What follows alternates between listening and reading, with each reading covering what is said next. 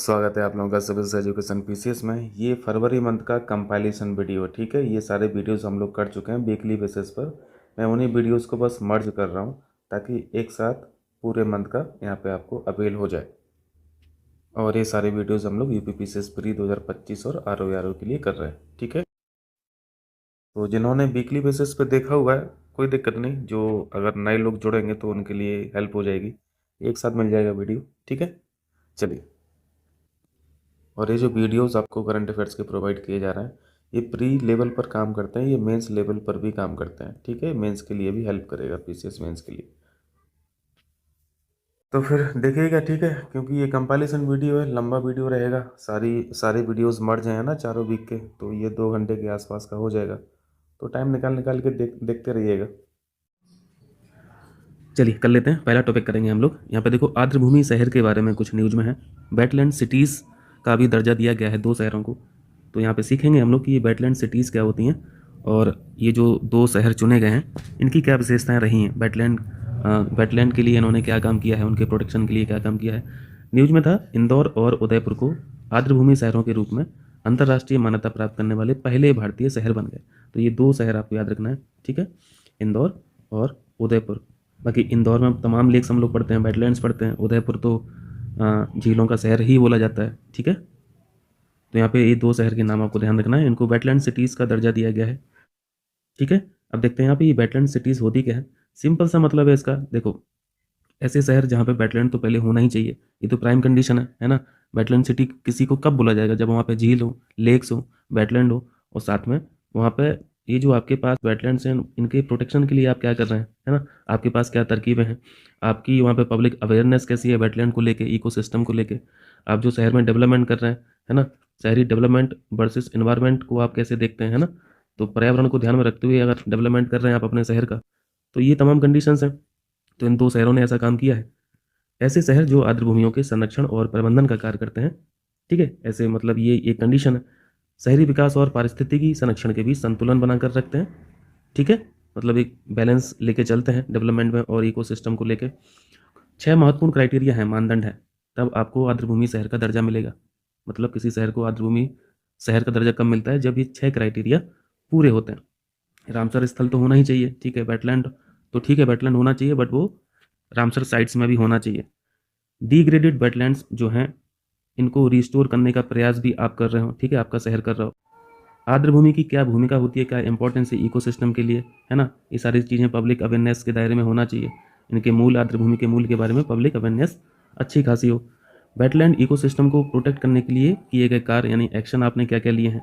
ज़मीन और पानी को सही से उपयोग करने की तरकीबें आपके पास हो, लैंड यूज़ प्लानिंग आपकी कैसी है ना। और वेटलैंड मैनेजमेंट में लोकल कम्युनिटीज़, ये तो बहुत इंपॉर्टेंट पॉइंट है, निबंध के लिए बहुत ये काम आएंगे ये सारे स्टेटमेंट, है ना। पर्यावरण से संबंधित आते हैं, सारे पॉइंट्स डाला करो।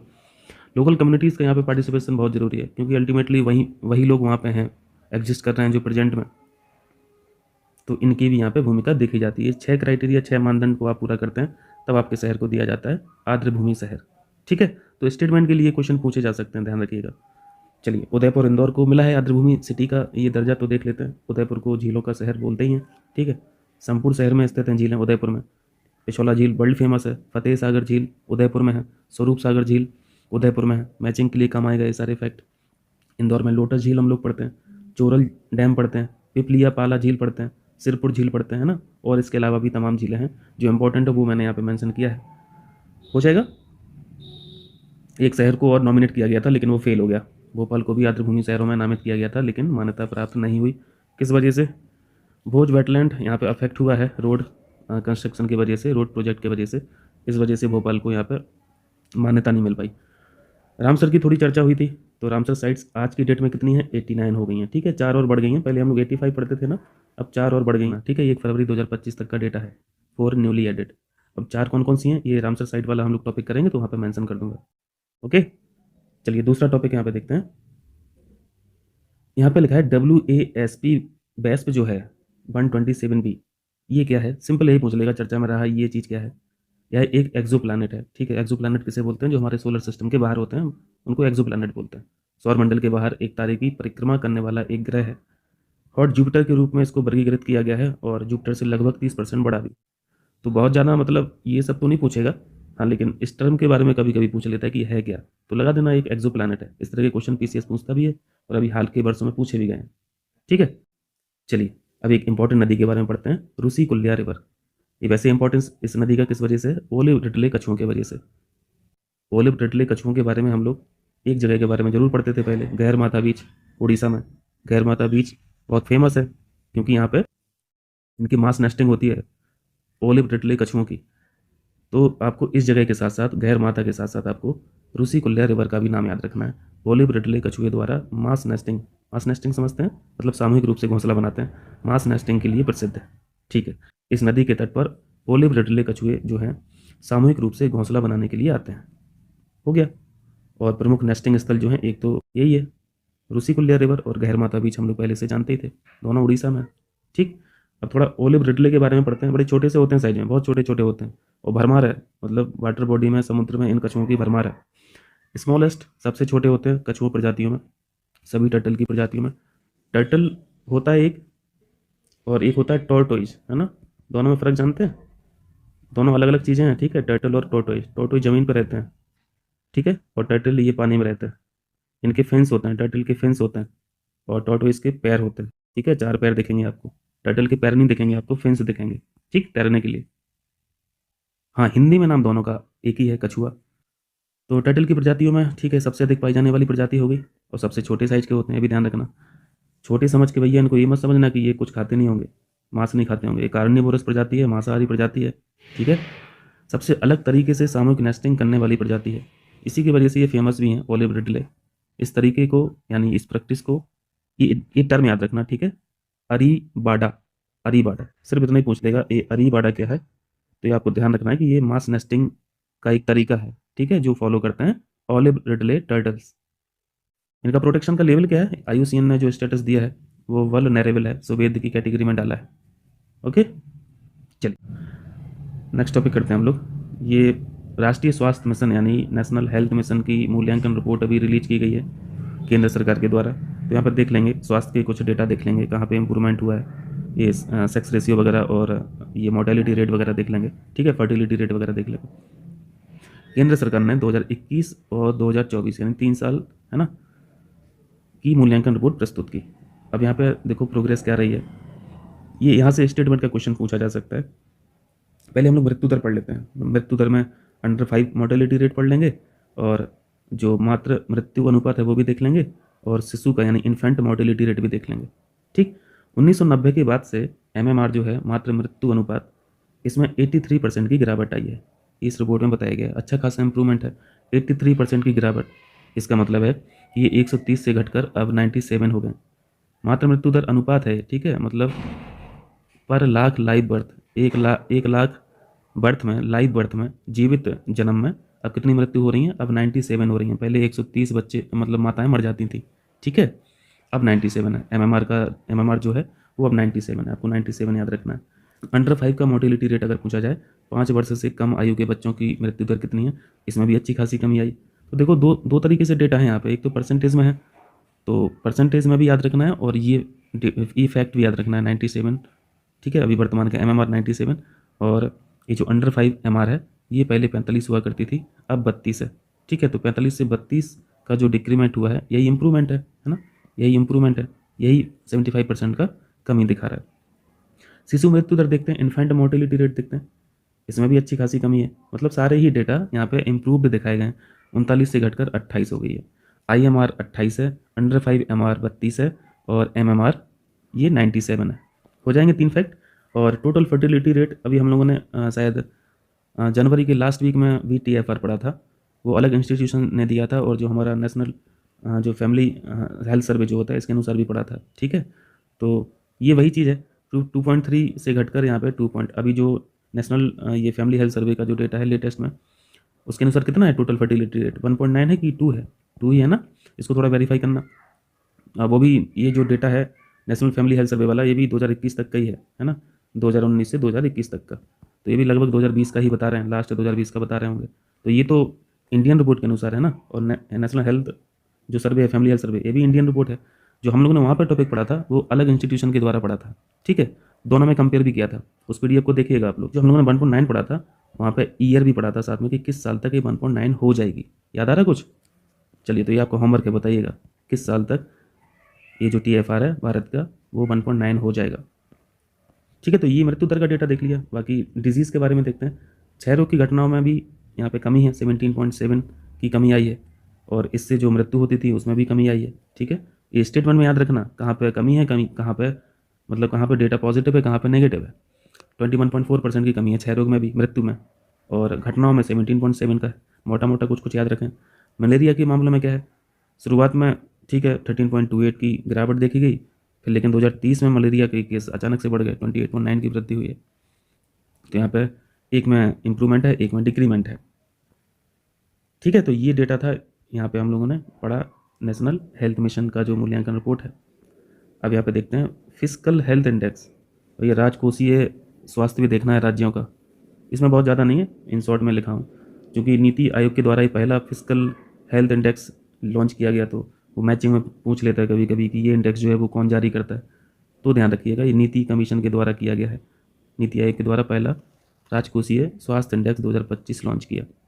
2022 से 23 की अवधि में राज्यों की राजकोषीय स्थिति का मूल्यांकन किया गया इसमें। तो इसमें बस हम लोग यही देख ले रहे हैं कि किसकी स्थिति अच्छी है, किसकी बुरी है, बस बहुत ज़्यादा इसमें नहीं देखना है। सीड्स परफॉर्मर जो है वो उड़ीसा है। ठीक है, सबसे अच्छा फिजिकल हेल्थ जो है जिस स्टेट का है वो उड़ीसा है, सबसे अच्छा उड़ीसा का है, फिर छत्तीसगढ़ का है, फिर गोवा का है, फिर झारखंड का है। ठीक, यहाँ से क्वेश्चन पूछा जा सकता है। चलिए क्वेश्चन कीजिए। SDSC Satish Dhawan space centre से इसरो ने अभी 100वां प्रक्षेपण किया। इस उपग्रह का क्या नाम है, सैटेलाइट का क्या नाम है? सैटेलाइट का है NVS-02। ठीक है, ये नाम याद रखना है, NVS-02 सैटेलाइट इसका नाम है। मिशन 300 न्यूज में भाई, मिशन 300 क्या है? मिशन 300 ये एनर्जी से रिलेटेड है। ठीक है, एनर्जी से रिलेटेड है। संपूर्ण अफ्रीका में ऊर्जा में तेजी लाना इसका उद्देश्य है। ये अफ्रीका का मिशन है, ध्यान रखिएगा, अफ्रीका में ऊर्जा में तेजी लाने के लिए 2030 तक उप सहारा अफ्रीका में 300 मिलियन लोगों को विद्युत उपलब्ध कराना है। अभी हाल ही में मिशन 300 अफ्रीका ऊर्जा शिखर सम्मेलन में हुआ तंजानिया में, इसको भी ध्यान रखना, ये क्वेश्चन पूछा जा सकता है। मिशन 300 क्या है, ये क्वेश्चन तो ये है, मिशन 300 अफ्रीका ऊर्जा शिखर सम्मेलन कहाँ पे हुआ? तंजानिया में। ठीक, चलिए, दार एस सलाम एक कोस्ट है, किस कंट्री का है बताएंगे? चलो पढ़ते हैं भैया थोड़ा सा नमक के बारे में। नमक नमक कम खाना है, नमक कम खाया भी करो। ठीक है, ये रिकमेंडेड डॉक्टर्स के द्वारा भी रहता है हमेशा, WHO भी बोल रहा है, लेकिन भारतवासी तो मतलब दुगने से ज़्यादा, मतलब जो रिकमेंडेड अमाउंट है उससे डबल अमाउंट में यहाँ पे कंज्यूम किया जाता है सॉल्ट को, तो फिर वो बाद में दिक्कत करता है। वो दिक्कत सामने लिखी है, high BP, high blood pressure. अब भाई रिकमेंडेड अमाउंट वो देख लेना है बस कितना है, क्योंकि वो क्वेश्चन में पूछा जा सकता है। WHO द्वारा आहार में नमक की मात्रा को लेकर अभी डायरेक्शंस दिए गए। ये डायरेक्शंस क्या हैं अभी देखते हैं।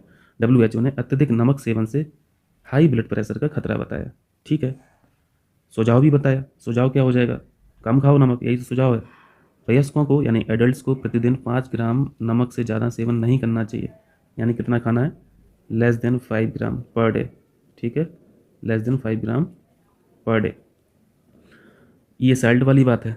सोडियम को भी आपको कंज्यूम कम करना है, साल्ट भी 5 ग्राम से कम खाना है, और सोडियम भी 2 ग्राम से कम खाना है। ये ऐसा WHO बोल रहा, नहीं तो आपको फिर हाई BP की प्रॉब्लम हो सकती है। तो ये दोनों डेटा याद रखना, ठीक है, सोडियम का और सॉल्ट का।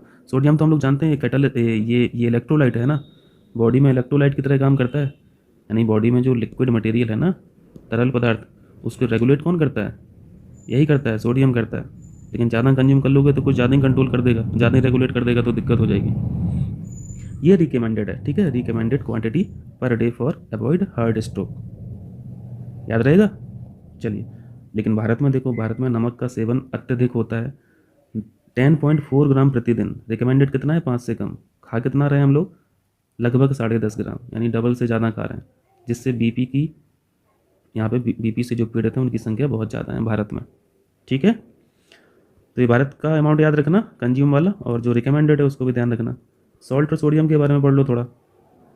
सॉल्ट जो हम लोग खाते हैं वो क्या है? NaCl है ना, सोडियम क्लोराइड के रूप में। नमक शरीर के लिए आवश्यक पोषक तत्व, आज आप इसेंशियल भी है, बहुत ज़्यादा इसेंशियल भी है, लेकिन जो सीमित मात्रा है उतना ही, उससे ज़्यादा नहीं। जो रिकमेंडेड है उतना ही, नमक बिना तो काम ही नहीं चलता है ना यार। और सोडियम जो है ये इलेक्ट्रोलाइट है, जो बॉडी में तरल पदार्थ को संतुलित करता है। ठीक है, चलिए, इसके लिए गवर्नमेंट काम भी कर रही है। ये जो हमारी फूड अथॉरिटी है, इसके द्वारा चलाए भी गए हैं प्रोग्राम कि आप कम से कम नमक खाएं। कम से कम मतलब वही रिकमेंडेड खाएं। ईट राइट कैंपेन भी चलाया फूड अथॉरिटी ने, और आज से थोड़ा कम, इस नाम से भी एक अभियान चलाया, कैंपेन चलाया। ठीक है, चलिए नेक्स्ट करते हैं, कोल डस्ट और प्लांट के बारे में पढ़ते हैं। टॉपिक से तो समझ में आ गया होगा क्या पढ़ने वाले हैं। प्लांट के पास क्या है भाई, तना है, पत्ती है। पत्ती पे कोल डस्ट अगर चढ़ जाएगी तो क्या होगा पौधे का, ना तो वो फोटोसिंथेसिस कर पाएगा, ना ही वो रेस्पिरेशन कर पाएगा, फिर तो वो सूख जाएगा। और जो थोड़ा बहुत फोटोसिंथेसिस कर भी लेगा, फोटोसिंथेसिस के दौरान पेड़ के अंदर क्या आ जाता है, हीट आ जाती है ना भाई। खाना बनेगा बॉडी के अंदर तो गर्म होगी ना बॉडी, तो उस हीट को निकालने के लिए प्लांट क्या करते हैं, रेस्पिरेशन करते हैं। और रेस्पिरेशन अगर नहीं हो पाएगा तो प्लांट तो अंदर जल के खाक हो जाएगा, तना जल जाएगा, सूख जाएगा, तापन हो जाएगा उसके अंदर, अति तापन हो जाएगा, तो फिर वो डेड हो जाएगा, है ना। तो ये कोल डस्ट के बारे में क्यों टॉपिक पढ़ रहे हैं, क्योंकि ये माइनिंग का है, थोड़ा माइनिंग का आर्टिकल था, उससे ये न्यूज़ में है। पौधों पर कोयले की धूल का प्रभाव हम लोग देखेंगे। वैसे ये बहुत स्पेशल नहीं है, हम लोग जानते ही हैं। इन शॉर्ट हम लोगों ने 2 मिनट में अभी 2-3 स्टेटमेंट में सीख लिया, वही है। स्टोमेटा जो है, रंध्र जो है, जहाँ से सब कुछ होता है वही है ना, जहाँ से फोटोसिंथेसिस होती है, वहाँ जहाँ से रेस्पिरेशन होता है, वही अगर ऑब्स्ट्रक्ट हो जाएंगे, वही अवरुद्ध हो जाएंगे तो फिर काम खत्म है। फिर प्लांट का कार्बन का अवशोषण कम हो पाएगा, फोटोसिंथेसिस में समस्या हो जाएगी पेड़ को, प्लांट को। रेस्पिरेशन यानी वाष्प का जो उत्सर्जन है, यानी जो मैं बोल रहा था कि हीट अंदर बॉडी में रहती है प्लांट के भी, उसको रिलीज भी तो करना होता है ना, उसमें समस्या हो जाएगी। जो हम लोग को ऑक्सीजन मिलती है पेड़ से, फिर वो भी कम रिलीज होगी, है ना। O2 पौधों से कम उत्सर्जित होगी, तो अंततः वातावरण में फिर कार्बन डाइऑक्साइड की मात्रा बढ़ जाएगी, तो फिर से ग्लोबल वार्मिंग का समस्या।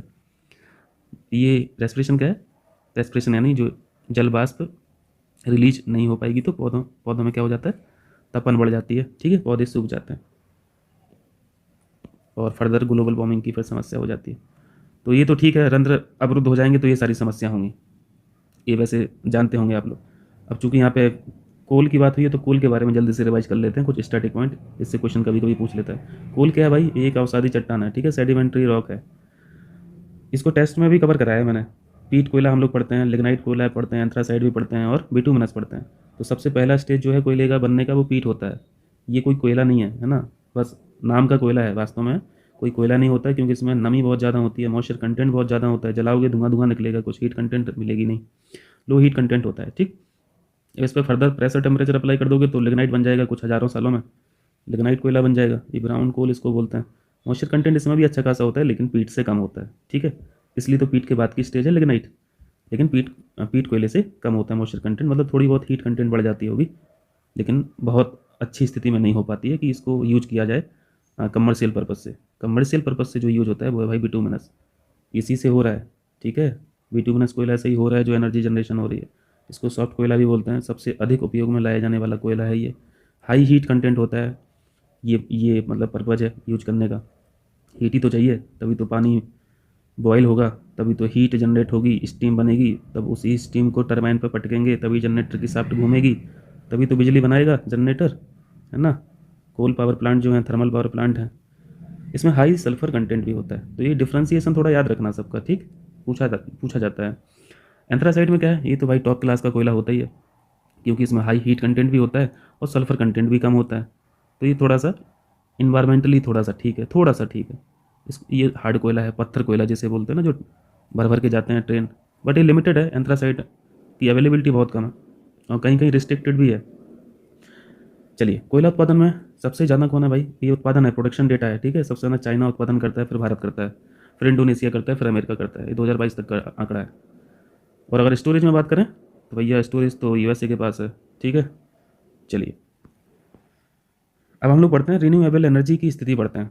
ये बिल्कुल लेटेस्ट का डेटा है, हम लोग जानेंगे इसमें सोलर का कितना यहाँ पे हिस्सेदारी है पूरे रिन्यूएबल एनर्जी में, विंड का कितना है, और तमाम जो रिन्यूएबल सोर्स हैं उनका देखेंगे। तो उनको याद रखना है। गैर गैर जीवाश्म ईंधन स्रोतों से प्राप्त विद्युत जो है अभी हाल में, वो इतनी है, ये याद नहीं रखना है आपको, 213701 मेगावाट, ये याद रखना है आपको। कुल विद्युत क्षमता का गैर जीवाश्म ईंधन का जो हिस्सेदारी है ना, वो 46.8% है, ये आपको ध्यान रखना है। 46.8%, अच्छा खासा है। अब इसी में हम लोग देख लेंगे विंड का कितना है, सोलर का कितना है, ठीक है, हाइड्रो का कितना है। और भारत का लक्ष्य भी 2030 तक का 50% जो हमारी इलेक्ट्रिसिटी है वो हम इसी से बना डालेंगे, गैर जीवाश्म ईंधन से, ठीक है, रिन्यूएबल एनर्जी रिसोर्स जो है। और अभी 2022-23 में भी अच्छा परफॉर्मेंस रहा इन इन सोर्स का, ये जो रिन्यूएबल रिसोर्सेज हैं, जैसे हाइड्रो इलेक्ट्रिक, अगर हाइड्रो इलेक्ट्रिक की बात करें, पानी से जो बिजली बन रही है उसके उसकी हिस्सेदारी इतनी रही 8.81। ये इसको याद नहीं रखना है क्योंकि ये सिर्फ 2022-23 का है। ये मैं कंपैरिजन के लिए बता रहा हूँ कि अभी एक ही साल में मतलब कितना योगदान है। परमाणु ऊर्जा का योगदान देखेंगे तो ये भी अच्छा खासा है, 2.5%, है ना। सोलर पवन बायोमास का योगदान लगभग 11.5% है। ये 2022-23 में है। ठीक है, आपको जो याद रखना है वो ये याद रखना है, क्योंकि अभी तक का कुल योगदान ये पूछा जाएगा कि टोटल हिस्सेदारी बताइए, है ना, अभी तक की। तो सोलर की हिस्सेदारी है, जितनी भी भारत में इलेक्ट्रिसिटी जनरेट हो रही है उसमें हिस्सेदारी है 20.60%। विंड की है, यानी पवन से जो बिजली बन रही है उसकी हिस्सेदारी है 10.5%। पानी से जो बिजली बन रही है उसकी हिस्सेदारी है लगभग 10.5%, याद रखना। ठीक है, और न्यूक्लियर यहाँ पे 1.80, ठीक है, 1.80%। फॉसिल फ्यूल तो जानते ही भैया, सबसे बड़ा हाथी तो यही है, कोयले से ही होती है, 46.20। ठीक है, यही टोटल जोड़ोगे ना, यही टोटल जोड़ोगे तो यही डेटा आ जाएगा जो हम लोगों ने शुरुआती लाइन में पढ़ा ना, ये वाला 46.8 है ना, 46.8। ये इनको जोड़ दोगे तो 46.8 आ जाएगा। ठीक है, चलिए। और गैस की हिस्सेदारी कितनी है? और चूंकि यहाँ पे हम लोग रिन्यूएबल एनर्जी रिसोर्स पढ़ रहे हैं, लेकिन इसके भी मैंने कुछ फैक्ट डाल दिए कि फॉसिल भी साथ में देख लीजिए। गैस से कितना है? 5.40। अब अभी केंद्रीय बजट, इसको हम लोग अलग से करेंगे, ठीक है, केंद्रीय बजट पे पूरा एक लेक्चर लिया जाएगा। केंद्रीय बजट 2025-26, अभी जो 1 फरवरी को ये बजट की घोषणाएं जो हुई हैं, इसमें देखेंगे कि नवीकरणीय ऊर्जा के लिए क्या क्या घोषणाएं हुई हैं। ये अलग से क्वेश्चन पूछा जा सकता है। ठीक है, तो आपको ध्यान रखना है, स्टेटमेंट के लिए क्वेश्चन है। सीमा शुल्क में छूट हुई है भैया। कोबाल्ट पाउडर जो है, जैसे लिथियम आयन बैटरी का जो स्क्रैप है, शीशा है, जस्ता है, ये सारे क्या है, क्रिटिकल मिनरल्स की कैटेगरी में आते हैं, ये सब क्रिटिकल मिनरल्स हैं। इनकी सीमा शुल्क में छूट की गई है। चलिए, छूट की घोषणा हो गई है, ये ध्यान रखना। नेशनल क्रिटिकल मिनरल मिशन भी भारत सरकार द्वारा चलाया जाता है। इसके तहत 410 करोड़ रुपए का बजट आवंटित भी हुआ है। ठीक है, 410 करोड़, ये ध्यान रखना। एक एक क्वेश्चन सेपरेट भी हो सकते हैं। परमाणु ऊर्जा मिशन के लिए भी 20,000 करोड़ रुपए का बजट आवंटित किया गया। ठीक है, ये अभी बजट 2025-26 में घोषणाएं हुई हैं। हो गया, चलिए अब पढ़ते हैं भारत में कृषि विकास, क्योंकि कृषि विकास को लेके भी बहुत सारी चीज़ें यहाँ पे घोषणाएं हुई हैं। तो कृषि विकास तो देखना ही है भैया, क्योंकि कृषि को प्रथम इंजन की संज्ञा दी गई है इस बार के केंद्रीय बजट में। सुनने में बड़ा अच्छा लगता है ना, प्रथम इंजन है। 2025-26 बजट, केंद्रीय बजट 2025-26 में कृषि को प्रथम इंजन की संज्ञा दी गई। चलिए देखते हैं। आर्थिक सर्वेक्षण 2024, ये तो समझ में आ रहा है ना, आर्थिक सर्वेक्षण और बजट, बजट का ईयर अलग रहता है। और उसी साल इकोनॉमिक सर्वे जब रिलीज होता है, एक दिन पहले, 2 दिन पहले, तो इसका ईयर एक साल बैक डेट का रहता है। तो ये सारी चीज़ें तो समझते होंगे, है ना। इकोनॉमिक सर्वे एक साल पहले का ही बताया जाता है कि आपने जो पिछले साल बजट में घोषणाएं की थी उसको कितना अचीव कर पाए हैं, है ना। इसलिए इसको क्या बोला जाता है, ये आपका ये मार्कशीट है ना, मार्कशीट है। पिछले साल बजट में जो घोषणाएं हुई होंगी उस पर आप कितना खरा उतरे, ये इकोनॉमिक सर्वे में पता चलता है। इसलिए एक साल आपको यहाँ पे पीछे दिखता है। ठीक है, और बजट से पहले इसको रिलीज किया जाता है। तो आर्थिक सर्वेक्षण 2024-25 के अनुसार 2016-17 से वर्ष 2022-23 तक प्रति वर्ष औसतन 5% की वृद्धि है कृषि क्षेत्र में। ये अच्छी बात है, ध्यान रखना, ये इकोनॉमिक सर्वे बोल रहा है। चलिए अब घोषणाएं देख लेते हैं इस बार के बजट में जो की गई हैं। घोषणाएं तो बहुत कुछ की गई हैं, यहाँ से क्वेश्चन पक्का बनेगा। हाई ईल्ड वैरायटी वाले जो बीज हैं, हाई ईल्ड वैरायटी वाले जो बीजों पर राष्ट्रीय मिशन की घोषणा की गई है।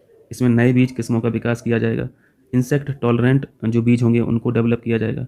क्लाइमेट टॉलरेंट सीड्स जो होंगे उनको तैयार किया जाएगा। ठीक है, और किसानों तक हाई ईल्ड वैरायटी बीजों की पहुंच भी सुनिश्चित की जाएगी, आसान पहुंच, ईजी रीच। ठीक है, ये क्वेश्चन यहाँ से पूछा जा सकता है। ठीक है, बिहार में मखाना बोर्ड की स्थापना की जाएगी, बहुत इंपॉर्टेंट क्वेश्चन है ये। कहाँ पे मखाना बोर्ड की स्थापना कहाँ की जा रही है? बिहार में, क्योंकि बिहार राजा है मखाने के क्षेत्र में। मखाना उत्पादन में बिहार 90% का योगदान रखता है। और अभी 2022 में मिथिला मखाना को जीआई टैग भी दिया गया था बिहार के। तो मखाना बोर्ड की स्थापना की जाएगी बिहार में, ये इस बार के बजट की घोषणा है। दूसरा जीन बैंक भी खोला जा रहा है ना, दूसरा जीन बैंक भी खोला जा रहा है। पहला जीन बैंक 1996 में खोला गया था। चलो ये भी ठीक है, क्योंकि जीन बैंक के अपने एक अलग महत्व है। जीन बैंक क्या होता है? जीन बैंक में होता क्या है एक्चुअली, जो प्लांट्स हैं, एनिमल्स हैं या फिर माइक्रो ऑर्गेनिजम्स हैं, इनकी जो आनुवांशिक सामग्री होती है, इनको भविष्य के लिए सुरक्षित रखा जाता है ताकि बाद में यूज किया जा सके। ठीक है, विलुप्त भी हो जाए अगर कोई प्लांट, तो कम से कम उसकी आनुवांशिक सामग्री के माध्यम से फिर से प्लांट हम लोग बना सकें, है ना। कपास उत्पादकता मिशन को भी लॉन्च किया जाएगा। ठीक है, 5 वर्षीय मिशन रहेगा ये। सतत मत्स्य पालन के लिए भी यहाँ पे ढांचा तैयार किया जाएगा, अंडमान निकोबार और लक्षद्वीप द्वीप समूह और हाई सी के लिए। चलिए ठीक है, प्रधानमंत्री धन धान कृषि योजना को भी यहाँ पे इसकी घोषणा की गई है, धन धान कृषि योजना की। ये पूछा जाता ना 4 ऑप्शन बना के पूछेगा। पिछली शायद अभी 2024 का जो पेपर हुआ पीसीएस का, इसके पहले जो परीक्षा हुई है उसमें ये इस तरह के क्वेश्चन पूछे गए हैं, अगर आपको ध्यान हो तो, कि इस बार की बजट में कौन कौन सी घोषणाएं हुई हैं। दलहन में आत्मनिर्भरता के लिए 6 वर्षीय मिशन शुरू किया जाएगा, मतलब दलहन के लिए भी हो गया, धनदान कृषि में योजना हो गई, मत्स्य पालन के लिए भी हो गया, कपास उत्पादकता मिशन भी हो गया, मखाना बोर्ड भी खोल दिया, किसान क्रेडिट कार्ड की लिमिट भी चेंज कर दी है ना, लोन लिमिट जो है 3 लाख से बढ़ाकर 5 लाख। इंपॉर्टेंट है, ध्यान रखना, ये इंपॉर्टेंट है, सेपरेट क्वेश्चन भी पूछा जा सकता है। पहला टॉपिक है, देखिए एक्सियो मिशन। इसको हम लोगों ने पहले भी पढ़ रखा है, 1-2 महीने पहले भी करंट अफेयर्स में था। तो वहाँ पे 3-4 लोगों को सिलेक्ट किया गया था इस मिशन के लिए। अब एक नाम फाइनल हुआ है तो फिर से इसकी चर्चा कर ले रहे हैं। नासा, देखिए नासा और इसरो का ये जॉइंट मिशन है, संयुक्त मिशन है, और एक निजी मिशन की तरह है, ठीक है। आईएसएस यानी इंटरनेशनल स्पेस स्टेशन की यात्रा करने वाला जो पहला भारतीय बनेगा, उनका नाम है शुभांशु शुक्ला। इनका नाम याद रखना है, बस इन्हीं के वजह से इस टॉपिक को पढ़ रहे हैं। ग्रुप कैप्टन शुभांशु शुक्ला, इनको चुना गया है। ये पहले भारतीय रहेंगे अंतरिक्ष यात्री इस मिशन के लिए। इस मिशन को अंतरिक्ष यात्री, इनका नाम भी ध्यान रखना है, पैगी विटसन, क्योंकि इनका अपने आप में एक रिकॉर्ड है ज़्यादा दिन रहने के लिए, है ना, स्पेस में सबसे ज़्यादा दिन यही रही हैं, पैगी विटसन। और इसी को मतलब यही लीड कर रही है इस मिशन को, ठीक है, एक्सियोम मिशन को। शुभांशु शुक्ला मिशन पायलट के रूप में कार्य करेंगे, ठीक है। पैगी विटसन ये लीड करेंगी और ये पायलट के रूप में शुभांशु शुक्ला रहेंगे, ठीक है। आईएसएस के बारे में हम लोग जानते हैं, इंटरनेशनल स्पेस स्टेशन जो है, बड़ी सी लेबोरेटरी है ना, हवा में उड़ती रहती है, स्पेस में उड़ती रहती है, और पृथ्वी की सतह से 400 किलोमीटर ऊपर ये परिक्रमा करती है। एस्ट्रोनॉट का घर बोला जाता है ना, ठीक है, यात्रियों का, अंतरिक्ष यात्री जो होते हैं उनका घर बोला जाता है। और ये नासा, और ये जो रसिया की रॉसकॉस्मोस है, जापान की जाक्सा है, और कनाडा की ये कनाडा स्पेस एजेंसी है, और ईएसए, है ना। तो ये 5 स्पेस एजेंसी हैं और तमाम देश भी हैं, इनके सहयोग से इसको स्थापित किया गया था आईएसएस को। अब तो भारत अपना भी कर रहा है, ठीक है, लॉन्च करेगा शायद 2035 का है ना टारगेट। कमेंट करके बताइएगा। इस टॉपिक को हम लोग पहले डिस्कस किए थे। आईएसएस क्या करता है जानते हैं, तमाम मूवीज़ में भी देखे होंगे, 24 घंटे में पृथ्वी की 16 परिक्रमाएं करता है, यानी 16 सनराइज देख लेता है और 16 सनसेट भी ये देखता है। क्लियर। पैगी विटसन जो है, ये अंतरिक्ष में सबसे अधिक दिन रहने का रिकॉर्ड भी इनके पास है, 665 डेज, ठीक है। इनका नाम याद रखना है, पैगी विटसन का। हाँ, यहाँ पे मार्क किया हूँ मैं। इसरो का लक्ष्य भारत का स्वयं का जो स्पेस स्टेशन होगा 2035 तक स्थापित किया जाएगा, ठीक है। ये इसको भी ध्यान रखना है, मार्क कीजिएगा। चलिए दूसरा टॉपिक करते हैं। यहाँ पे आर्द्रभूमि से संबंधित कुछ फैक्ट पढ़ेंगे। उत्तर प्रदेश में विश्व आर्द्रभूमि दिवस 2025 समारोह हुआ है। जगह आपको ध्यान रखना है, और बाकी जो बैकग्राउंड में चीज़ हैं वो भी सीख लेंगे। अभी करंट में कितने वेटलैंड्स हैं ये भी सीख लेंगे। वैसे मैं, अगर टॉपिक का जिक्र होता है कहीं भी वेटलैंड का, तो मैं पुरानी चीज़ें भी यहाँ पर रिकॉल करा देता हूँ। Ministry of environment, forest and climate change ने उत्तर प्रदेश में ये जो वर्ल्ड वेटलैंड डे है 2025 समारोह ये आयोजित किया, ठीक है। किस जगह पर? गोंडा में। इस जगह आपको ध्यान रखना है, गोंडा में एक वेटलैंड भी है। उत्तर प्रदेश में कितने वेटलैंड हैं? टोटल 10 वेटलैंड है, उनमें से एक ये भी है, पार्वती अर्गा रामसर स्थल, ठीक है। तो यहाँ पे वेटलैंड डे जो समारोह था ये भी ऑर्गेनाइज हुआ है।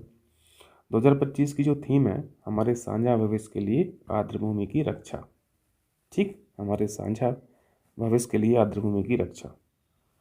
बाकी कुछ पुराने फैक्ट क्या हैं? 2 फरवरी 1971 हम लोग जानते हैं रामसर कन्वेंशन पर साइन किए गए थे, हस्ताक्षर किए गए थे। रामसर एक जगह है ईरान की, और लागू किया गया था 1975 से, ठीक। टोटल रामसर स्थल कितने हो गए? 85 अभी तक पढ़ते थे, 4 नए और ऐड हुए अभी फरवरी फर्स्ट वीक में, टोटल हो गए 89। आपको 89 याद रखना है। इसको हम लोग टेस्ट सीरीज में भी डिस्कस किए थे, टेस्ट नंबर 3 में डिस्कस किए थे, आर का जो हम लोग कर रहे थे का। नए 4 स्थल जो है, एक है उधवा झील झारखंड की, खेचियो पलरी सिक्किम का वेटलैंड है, ये है तीरतंगल तमिलनाडु का, और सक्कारा कोट्टी ये तमिलनाडु का, जिसमें से चारों में से 2 तो तमिलनाडु के ही है। आज की डेट में सबसे ज़्यादा रामसर स्थल जो है वो तमिलनाडु के पास है, ठीक है। टोटल शायद 20 हो गए, है ना। वेरीफाई करना इसको वेरीफाई करना। और यूपी के पास 10 वेटलैंड है, ये दो फैक्ट याद रखना, झारखंड का पहला वेटलैंड है जिसको शामिल किया गया, उद्वा झील। ऐसे ही सिक्किम का भी पहला वेटलैंड है खेचियोपलरी जिसको शामिल किया गया। ठीक है, तो यहाँ से ये भी इम्पोर्टेंट हो जाता है। चलिए, पार्वती अर्गा झील के बारे में देख लीजिए। ये दो अलग अलग झीलें हैं, ठीक है। पार्वती के नाम से अलग है, अर्गा के नाम से एक है, लेकिन यहाँ पे वेटलैंड में हम लोग एक ही झील पढ़ते हैं, है ना, कंबाइंड वे में पढ़ते हैं।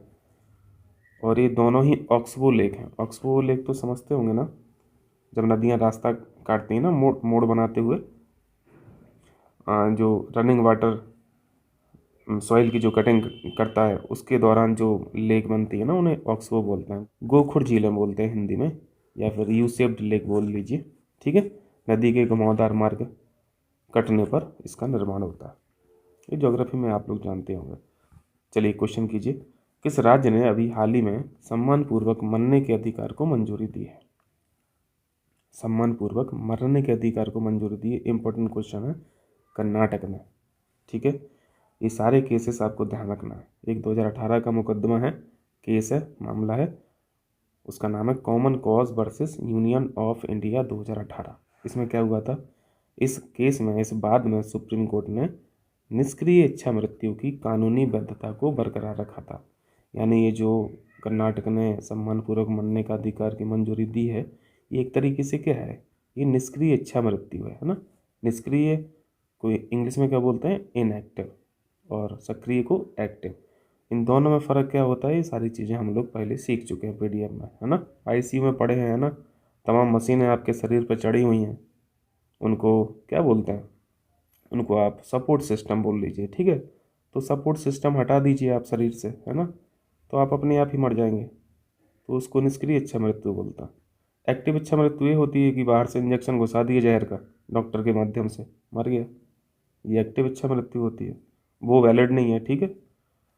एक्टिव इच्छा मृत्यु वैलिड नहीं है, अवैध है, ठीक। लेकिन एक्टिव, ये जो इनएक्टिव इच्छा मृत्यु है, इस पर सुप्रीम कोर्ट ने कानूनी वैधता को बरकरार रखा है। इस केस में ऐसा सुप्रीम कोर्ट ने जजमेंट दिया था। क्लियर है। चलिए, भारत में सक्रिय इच्छा मृत्यु एक अपराध है, एक क्राइम है। देखो, एक 2018 का आपने देखा ना, अभी यहाँ पे 2018 का यही वही चीज़ है। देखो, कॉमन कॉज ये वर्सेस यूनियन ऑफ इंडिया 2018 में सुप्रीम कोर्ट ने सम्मान के साथ मरना मूल अधिकार अनुच्छेद 21 के तहत रिकॉग्नाइज किया है। ये भी ध्यान रखना है। तो इतना सा भी अलग से पूछा जा सकता है ना, कि मरने का अधिकार जो है, ये मूल अधिकार किस आर्टिकल के तहत रिकॉग्नाइज किया है सुप्रीम कोर्ट ने, बाद पूछ लेगा। ठीक है, right to die with dignity, ये आर्टिकल 21 के तहत आता है, और ऐसा सुप्रीम कोर्ट का जजमेंट है Common Cause versus Union of India 2018 बाद में। क्लियर। चलिए, अभी हाल ही में राजगोपाल चिदम्बरम का निधन हो गया। ये किस क्षेत्र से जुड़े थे, राजगोपाल चिदम्बरम? ये भारत के परमाणु कार्यक्रम के प्रमुख योगदान करता है, यानी ये भौतिक विज्ञानी है। ठीक है, भौतिक विज्ञानी थे। ठीक। ऑपरेशन स्माइलिंग बुद्धा जो था 1974 का, इसको लीड किया था इन्होंने। और ऑपरेशन शक्ति जो था 1998 का, इसको भी लीड किया था राजगोपाल चिदम्बरम ने। ठीक है। चलिए, इस टॉपिक को, वैसे बजट का टॉपिक हम लोगों ने अलग से किया है ना, उसमें भी मैंने कवर करा दिया था, तो मैं फिर से रिकॉल करा दे रहा हूँ, कोई दिक्कत नहीं है। ज्ञान भारतम मिशन जो है, ये पांडुलिपि को मतलब प्रोटेक्ट करने के लिए है मिशन, इन शॉर्ट में बता दे रहा हूँ। तो यहाँ पे कुछ बजट में इसके एलोकेशन में बढ़ोतरी की गई है, तो बस उतना ही अमाउंट आपको ध्यान रखना है। 2025-26 का जो बजट अभी 1 फरवरी को, है ना, फाइनेंस मिनिस्टर साहिबा के द्वारा, ताई जी द्वारा जो घोषणा की गई है यहाँ पे, तो एक घोषणा ये भी थी, ज्ञान भारतम मिशन की शुरुआत की गई। उद्देश्य क्या है, ये जो पांडुलिपि हैं, विशाल पांडुलिपि हैं भारत की, इस विरासत को, इस हेरिटेज को प्रोटेक्ट करना है, डॉक्यूमेंटेशन करना है, और ये संरक्षण करना है ना, ये सारी चीज़ें। 2025-26 में राष्ट्रीय पांडुलिपि मिशन के लिए बजट आवंटन 3.5 करोड़ रुपये से 60 करोड़ रुपये कर दिया। ये थोड़ा ध्यान रखना, ठीक है। और ये जो मिशन है, ये मिनिस्ट्री ऑफ कल्चर का है, 2003 में लॉन्च किया गया था। पांडुलिपि क्या होती हैं, ये जो कागज, छाल, कपड़ा, धातु, पत्तों जैसी सामग्री पर बनाई गई हस्तलिखित रचनाएं, ये पांडुलिपि होती है। ठीक है, 75 वर्ष पुरानी होना चाहिए। और भारत में तो यहाँ पे देखिए, इसलिए विशाल शब्द वहाँ पे लिखा था, 5 मिलियन से ज़्यादा पांडुलिपियाँ हैं। तो ये टॉपिक पहले कवर कर लिया है खैर हम लोगों ने बजट में, फिर से यहाँ पर रिवाइज हो गया। यहाँ देखिए, किस अधिनियम में बौद्धिक संपदा को संपत्ति की परिभाषा का विस्तार करते हुए शामिल किया गया? देखो, इंटेलेक्चुअल जो प्रॉपर्टी है, ये क्वेश्चन इंपॉर्टेंट, ध्यान रखना। SC/ST अधिनियम 1989 का जो है इसमें शामिल किया गया है, ठीक है। चलिए, MSME और यहाँ पे लोन लिमिट पढ़ेंगे हम लोग। MSME के लिए उपकरण खरीदने के लिए, बड़ी बड़ी मशीनरी खरीदने के लिए अधिकतम ऋण कितना दिया जाएगा? अधिकतम 100 करोड़। अभी इस बार के बजट में क्लासिफिकेशन चेंज हुआ है, ठीक है। माइक्रो का अलग हो गया है, स्मॉल का अलग हो गया है और मीडियम का अलग हो गया है, ठीक है। ये बजट वाले टॉपिक में आपको मिल जाएगा, क्लियर है। इन्वेस्टमेंट का वहाँ पे आपको देखना है और टर्नओवर का। इन्वेस्टमेंट में 2.5 गुने का इंक्रीमेंट हुआ है और टर्नओवर में 2 गुने का, ठीक है। चलिए, एक क्वेश्चन है अभी हाल ही में, एक रिवर, इसके बारे में पढ़े होंगे, फोटो में एक रिवर है, इसमें अभी दुर्घटना हुई है, नदी किस देश में? सिंपल सा क्वेश्चन है, USA। वर्जीनिया, मैरीलैंड स्टेट्स हैं, USA में 50 स्टेट्स हैं ना, तो वर्जीनिया एक स्टेट है। वर्जीनिया, मैरीलैंड, वाशिंगटन DC से प्रवाहित, यहाँ पे प्रभावित गलत लिख गया, ये प्रवाहित है ना, फ्लो है ये, फ्लो, ठीक है। और इस वे का नाम याद रखना, चेसापीक। चेसापीक बे में ये गिर जाती है। कभी कभी रिवर्स और ये जो खाड़ियाँ होती हैं, बे होती हैं, उनकी मैचिंग के लिए क्वेश्चन आ जाता है ज्योग्राफी से, तो वहाँ पे ये काम आता है क्वेश्चन, ठीक है। चेसापीक बे, चूँकि ये इंपॉर्टेंट रिवर है USA की, ये अमेरिका की नदी के नाम से जानी ही जाती है। इस नदी को अमेरिका की नदी के नाम से भी जाना जाता है, ठीक है। चलिए, बजट 2025-2026 डिटेल में तो हम लोगों ने कर ही लिया था। अब कुछ कुछ टॉपिक यहाँ पे कुछ बचे भी थे, तो वो भी यहाँ पे कर लेंगे, क्योंकि अलग अलग दिन अलग अलग चीज़ें सामने आती हैं। इस बजट में इसकी चर्चा की गई है, ग्रामीण क्रेडिट स्कोर है, ठीक है। इसके बारे में देखना है, ये GCS क्या है, ग्रामीण क्रेडिट स्कोर। आप फ़ोन पे चलाते होंगे, गूगल पे चलाते होंगे, जो जॉब में होंगे वो लोन वगैरह लिए होंगे, तो उससे पहले क्रेडिट स्कोर देखा जाता है ना। क्रेडिट स्कोर अगर अच्छा होता है तो आपको ये जो तमाम एप्लीकेशंस हैं लोन को, लोन वाले जो एप्लीकेशंस, उन एप्लीकेशन के माध्यम से आपको लोन मिल जाता है आसानी से। आपका बस क्रेडिट स्कोर देखा जाता है, अगर ठीक ठाक रहता है तो भागा दौड़ी की ज़रूरत नहीं है बैंक में, आप एप्लीकेशन के माध्यम से लोन ग्रांट कर सकते हैं। तो यहाँ पे ग्रामीणों के लिए भी ये चीज़ देखी गई है कि बैंकिंग सिस्टम में भी ऐसा कोई स्कोर होना चाहिए, ताकि ये जो ग्रामीण परिवेश के लोग हैं उनका भी क्रेडिट स्कोर जनरेट किया जा सके। और गवर्नमेंट के पास भी डेटा रहेगा, बैंकों के पास भी डेटा रहेगा कि कौन बंदा ऐसा है, कौन लोन लेने वाला ऐसा है ना, या फिर कौन बोरोवर ऐसा है जिसका क्रेडिट स्कोर अच्छा है, इसको देना चाहिए लोन, ताकि वापस मिलने की भी तो गारंटी होना चाहिए ना। बैंक भी तो डरता है ना कि पैसा मिलेगा नहीं मिलेगा। तो ये सारी सुविधाएं भी बैंक के पास अवेल हो जाएंगी इन सब चीज़ों से। स्वयं सहायता समूह और ग्रामीण क्षेत्र के लोगों के लिए ऋण आवश्यकताओं को पूरा करने के लिए ग्रामीण क्रेडिट स्कोर फ्रेमवर्क प्रस्तुत किया गया इस बार के बजट में। यहाँ से स्टेटमेंट से क्वेश्चन पूछा जा सकता है, क्योंकि ये इम्पोर्टेंट टॉपिक है। अब देखिए, ये ग्रामीण क्रेडिट स्कोर जो है, सार्वजनिक बैंक हम लोग समझते हैं, SBI है, PNB है, कनारा बैंक है, तमाम है। इन बैंकों के द्वारा ग्रामीण क्षेत्रों के व्यक्तियों की लोन एलिजिबिलिटी का आकलन किया जाएगा, ठीक है। लोन एलिजिबिलिटी पता चल जाता है भाई, स्कोर अच्छा रहेगा तो एलिजिबल है, नहीं है अच्छा तो एलिजिबल नहीं है। और ऋण प्राप्ति को आसान बनाने के लिए ये ग्रामीण क्रेडिट स्कोर को बनाया गया, ठीक है। ऋण लेने वाले का सटीक मूल्यांकन भी किया जा सकेगा इस स्कोर के माध्यम से, है ना। और ये चीज़ तो रहेगी, वित्तीय समावेशन को बढ़ावा तो मिलेगा ही, फाइनेंशियल इंक्लूजन को, ठीक है। चलिए, क्वेश्चन कीजिए, अभी हाल ही में महाराष्ट्र राज्य ने किस भाषा को सरकारी कार्यालयों में अनिवार्य कर दिया? वैसे इसको तो आप लगा ही लेंगे, है ना, मराठी भाषा लगा ही लेंगे, लेकिन और भी बैकग्राउंड में सीखना था तो इस वजह से इसको मेंशन किया हूँ मैं। 2024 में मराठी को शास्त्रीय भाषा का दर्जा भी प्राप्त हुआ, ये भी आपको ध्यान रखना है। भारत में 2 भाषाएं आधिकारिक भाषाएं, एक हिंदी है, एक अंग्रेजी है, ठीक। 8वें शेड्यूल में कितनी भाषाएं हैं? 22 भाषाओं का उल्लेख है। टोटल शेड्यूल कितने हैं? 12 है ना। पहले तो 8 ही थे, बाद में 4 जोड़े गए, 9वां 10वां 11वां 12वां, अलग अलग संविधान संशोधन के माध्यम से ऐड किए गए। इन सब की चर्चा हम लोग टेस्ट सीरीज में करते हैं। ठीक है, 22 भाषाओं का उल्लेख है। ठीक है, भाग 17 है और आर्टिकल 343 से 351। ये क्वेश्चन पूछे जाते हैं आर्टिकल से भी, तो ये ध्यान रखना है। 343 से 351 में भाषाओं से संबंधित यहाँ पे प्रोविजंस हैं। ठीक है, जैसे 345 की बात करें तो राज्य विधानमंडल आधिकारिक उद्देश्यों के लिए एक या एक से अधिक भाषाओं का चयन कर सकता है। तो चयन किया है महाराष्ट्र ने इसी आर्टिकल की शक्ति से। ठीक है, 345 से स्टेट लेजिस्लेचर को पावर है 345 में। ठीक, चलिए, तो देखो क्वेश्चन उल्टा करके भी पूछा जा सकता है ना। सिर्फ इतना ही पूछ लेगा कि राज्य विधानमंडलों को आधिकारिक उद्देश्यों के लिए एक या एक से अधिक भाषाओं का चयन किस आर्टिकल के तहत, इस तरीके से क्वेश्चन फ्रेम कर देगा। कर लेंगे।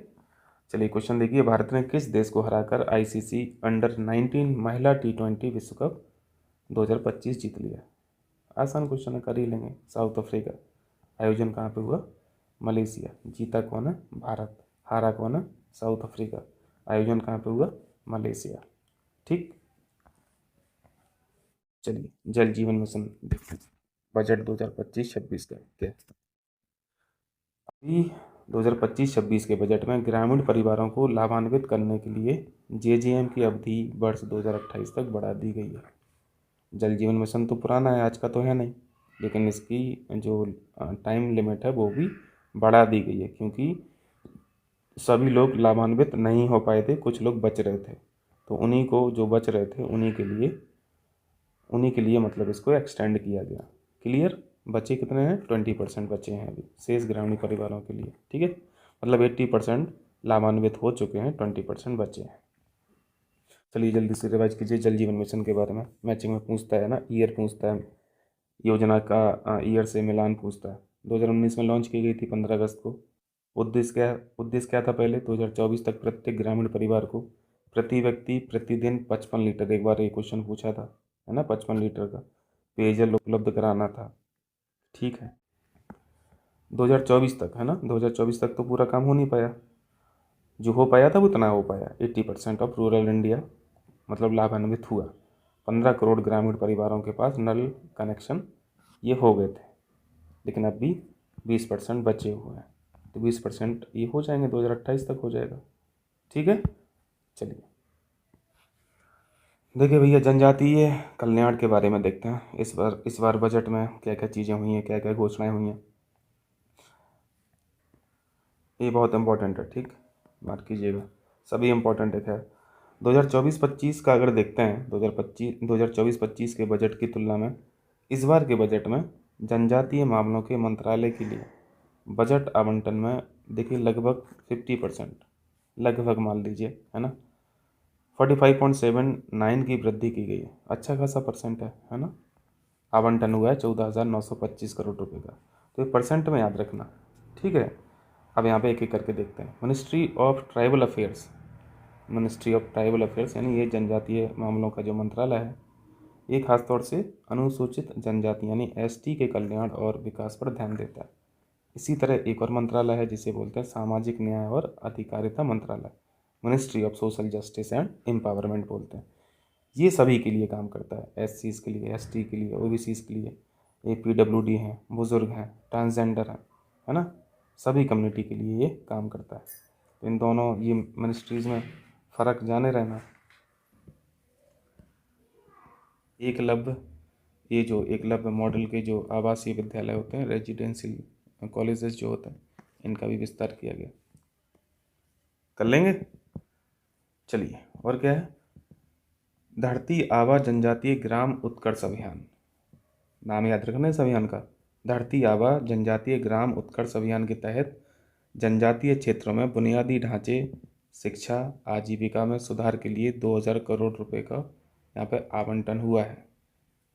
इस पर्टिकुलर अभियान के तहत भी अमाउंट पूछा जा सकता है। ठीक है, अब पीएम जनमन देख लीजिए। पीएम जनमन यानी विशेष रूप से जो श्वेत जनजातीय समूह हैं, पीवीटीजी इंग्लिश में बोलते हैं, इनके तहत भी 300 करोड़ रुपए आवंटन किया गया है। ये योजनाएं लिख देगा, है ना, स्कीम्स लिख देगा, अभियान लिख देगा, और सामने बजट अलॉटमेंट लिख देगा। तो आपको मैच कराने के लिए पूछा जा सकता है। चूँकि ये जनजातियों वाले मैटर हैं तो ये बहुत ज़्यादा इंपॉर्टेंट हो जाते हैं परीक्षा के लिए। ठीक है, चलिए इंडिया जापान स्टील डायलॉग देखते हैं। भारत जापान इस्पात वार्ता जो हुई है, स्टेटमेंट में क्वेश्चन पूछे जाते हैं। पूछ लेगा दूसरी मीटिंग थी या तीसरी मीटिंग थी, है ना, इस तरीके से। तो एक स्टेटमेंट तो ये सिंपल ही वाला रख देता है, क्योंकि ये नॉर्मली हम लोग याद नहीं रखते हैं दूसरे नंबर की या तीसरे नंबर की थी, है ना। तो ऑर्गेनाइज नई दिल्ली में हुई है, और ये तीसरी इस्पात वार्ता थी इंडिया जापान की। ठीक है, तो वार्ता होती है तो दोनों तरफ को बेनिफिट होता है ना। कुछ इन्होंने कमिटमेंट किए होंगे, कुछ उस तरफ से कमिटमेंट किए गए होंगे। आर्थिक विकास, इस्पात व्यापार और तकनीकी सहयोग पर चर्चा की गई। भारत ने जापानी कंपनियों के लिए व्यापार में सुगमता का आश्वासन दिया। ये भारत की तरफ से हो गया। ठीक, चलिए। और जापान ने भी यहाँ पे और जापान ने भी इस्पात टेक्नोलॉजीज़ में निवेश के लिए समर्थन की पुष्टि की। ये दोनों तरफ से ये बातें आपको ध्यान रखना है। ठीक है, चलिए। एक टर्म आजकल हम लोग बहुत पढ़ रहे हैं, ग्रीन स्टील। ये ग्रीन स्टील क्या होता है भाई, फिर पॉलिसी भी पढ़ लेंगे। तो ग्रीन स्टील से जहाँ पे भी ग्रीन जुड़ा है तुरंत समझ में आती हैं चीज़ें कि भैया पर्यावरण को यहाँ पे ध्यान में रखा गया है ना। तो स्टील का प्रोडक्शन ठीक है आप कीजिए, और जैसे ही प्रोडक्शन होता है, अगर आप ट्रेडिशनल मेथड पे जाइए तो पूरा कोल से ही चलता है ना। तो कोल से तो फिर जान ही रहे हैं यार स्थिति, CO2 भर भर के निकलती है फिर वातावरण में। और अगर ग्रीन जुड़ जाता है तो फिर इन्हीं चीज़ों को कम करना होता है, तो वही चीज़ हो जाता है। इस्पात मंत्रालय ने हरित इस्पात नीति का विकास किया। ठीक है, ताकि कम से कम ग्रीन हाउस गैसेस उत्सर्जन के साथ स्टील का पर्यावरण अनुकूल उत्पादन हो सके। वही चीज़ है, जो ओल्ड मेथड है स्टील प्रोडक्शन का, वो हम लोग पढ़ा करते थे बचपन में, ब्लास्ट फर्नेस पढ़ते थे, है ना। याद आ रहा ना भट्टी वाला टॉपिक। तो ब्लास्ट फर्नेस तो यार चलती ही कोयले से है। कोयला और कोक की यहाँ पे कंजम्पशन बहुत तगड़ी होती है, और कोयला जलेगा तो भाई कार्बन डाइऑक्साइड तो निकलना ही निकलना है फिर। तो जो ओल्ड मेथड है स्टील प्रोडक्शन का, इसमें ग्रीन हाउस गैसेस का रिलीज जो है वो बहुत ज़्यादा है। इस वजह से ये हम लोग आजकल पढ़ रहे हैं ग्रीन स्टील, है ना। कोल बेस्ड स्टील प्लांट जो है यहाँ पे जो प्रोडक्शन हो रहा है, आप देखेंगे चौंक जाएंगे। 1 टन स्टील को अगर आप प्रोड्यूस कर रहे हैं तो 1 टन स्टील प्रोडक्शन में 1.5 से 3 टन तक कार्बन डाइऑक्साइड का भी उत्सर्जन हो रहा है। यानी जितना प्रोडक्शन नहीं कर रहे हैं उससे ज़्यादा तो भाई कार्बन डाइऑक्साइड आप वातावरण में, एनवायरनमेंट में रिलीज कर दे रहे हैं। तो ये कितना डेंजरस है। चलिए, हाल ही में खोजा गया तारकीय द्रव्यमान वाले ब्लैक होल का क्या नाम है। इसका नाम है GAIA-BS3। BH का मतलब ब्लैक होल समझ ही लेंगे, और तीसरे नंबर का है। ये जो GAIA दिख रहा है आपको, ये टेलीस्कोप का नाम है। इस टेलीस्कोप के द्वारा पहले भी 2 ब्लैक होल खोजे जा चुके हैं। ठीक है, एक का नाम BH1 है, एक का नाम BH2 है, ये BH3 है। आसान सा क्वेश्चन है, कभी कभी पूछ लेता है समाचारों में रहा ये शब्द क्या है, तो लगा देना। इस ब्लैक होल को GAIA नामक टेलीस्कोप से खोजा गया। यह ब्लैक होल इस टेलीस्कोप से खोजा गया तीसरा ब्लैक होल है। ब्लैक होल होते क्या है ये भी हम लोग समझते हैं। हाई, ये जो अत्यधिक उच्च गुरुत्वाकर्षण को अट्रैक्ट करने वाला स्पेस होता है ना, एक स्थान होता है, वो ब्लैक होल है। इनका नाम ध्यान रखना, जॉन आर्चीबाल्ड व्हीलर। ये सर्वप्रथम अमेरिकी भौतिकी विज्ञानी जॉन आर्चीबाल्ड व्हीलर द्वारा ब्लैक होल का नाम दिया गया था। पूछ लेता है कभी कभी, है ना। चलिए, ये चीज़ सीख लिए। ये जो ब्लैक होल है भाई, ये सूर्य से 33 गुना ज़्यादा भारी है। ब्लैक होल से पहले, इस ब्लैक होल से पहले BH1 भी 2022 में खोजा जा चुका है इसी टेलीस्कोप के द्वारा, और BH2 2023 में खोजा गया। नोट में क्या लिखा हूँ ये तो हम लोग जानते हैं। सेगिटेरियस जो है, सेगिटेरियस है, ये हमारा मिल्की वे है ना, हमारी जो आकाश गंगा है, इसके सेंटर में है। इस नाम का ब्लैक होल मिल्की वे के केंद्र में स्थित है। सुपर मैसिव ब्लैक होल इसे बोला जाता है। सूर्य कभी ब्लैक होल में परिवर्तित नहीं होगा, ये भी प्रूव्ड है साइंटिस्टों के द्वारा, क्योंकि भाई उतना वजन नहीं है सूर्य के पास, उतना द्रव्यमान नहीं है, बहुत छोटा आकार है अभी। ठीक है। चलिए, ये क्या है, एक आइलैंड के बारे में पढ़ेंगे, इंपॉर्टेंट है, ज्योग्राफी से क्वेश्चन पूछे जाते हैं। ये सेंटोरिनी द्वीप समूह जो है, अभी हाल ही में लगातार भूकंप की घटनाएं हो रही हैं। यह द्वीप समूह कहाँ पर स्थित है? चार आपको ओशियन बना के दे देगा ऑप्शन में, एक मेडिटेरेनियन सी दे देगा। खैर, वो मध्य सागर सही हो जाएगा अगर एजियन सागर ऑप्शन में नहीं होगा तो, क्योंकि एजियन सागर भी एक भाग ही है भूमध्य सागर का। लेकिन करेक्ट आंसर क्या है यहाँ पे? एजियन सागर। मैप पे देखिएगा, मुझे समय मिलेगा तो मैं लगा दूंगा मैप को भी। यह द्वीप समूह जो है ये लोकप्रिय पर्यटन स्थल के रूप में भी जाना जाता है। ठीक है, सेंटोरिनी द्वीप समूह, ध्यान रखना है, एजियन सागर में। चलिए, 2032 देख के डर तो नहीं लग रहा इस क्षुद्र ग्रह का नाम पढ़ के? और साथ में ये जो क्षुद्र ग्रह है 2024 YR4, ये अनुमान लगाया गया है कि ये 2032 तक कुछ परसेंट यहाँ पर संभावना बढ़ गई है कि ये टकरा सकता है। मतलब कुछ परसेंट में, एक आध परसेंट है ना, इससे ज़्यादा नहीं। दिसंबर 2024 में पृथ्वी से 8 लाख किलोमीटर दूर से ये गुजरा, मतलब एक बार गुजर चुका है। 2028 में ये फिर से दिखाई देगा, ठीक है, और 2032 में ये फिर से नज़दीक से गुजरेगा। तो इसकी टकराने की संभावना अभी कुछ परसेंट में थी, ठीक है, 1%, लेस देन 1% थी, अब 1% और इंक्रीज हो गई। ये मतलब बताया है नासा ने, टकराने की संभावना जो पहले थी उसमें 1% की और वृद्धि हो गई। ठीक है, हमें तो बस नाम जानना था इसका, है ना, नाम पूछा जा सकता है। 2024 YR4 क्या है ये, लगा देना क्षुद्र ग्रह है। क्षुद्र ग्रह के बारे में कभी कभी क्वेश्चन भी पूछ लेता है ना। ये जो मेटेरॉइड होते हैं और एस्टेरॉइड होते हैं, इसमें डिफरेंस पूछा जाता है। कॉमेट होते हैं, कॉमेट अलग चीज़ है, एस्टेरॉइड अलग चीज़ है, मेटेरॉइड अलग है, मीटियोर अलग है। उम्मीद करता हूँ जानते होंगे सारी चीज़ें आप। नासा द्वारा इसे स्केल 3 में वर्गीकृत किया गया। ये चीज़ किस लिए हम लोग डिस्कस कर रहे हैं? क्योंकि यहाँ पे एक स्केल हम लोगों को पढ़ना है ना, वो स्केल के बारे में पूछा जा सकता है। और बताया कि यह क्षुद्र ग्रह 2032 में पृथ्वी से अगर टकराता है तो स्थानीय विनाश की संभावना है। ठीक है, संभावना हो सकती है स्थानीय विनाश की, मतलब लोकलाइज जो डेवास्टेशन है उस स्तर का हो सकता है। इस स्केल का नाम याद रखना, टोरिनो स्केल।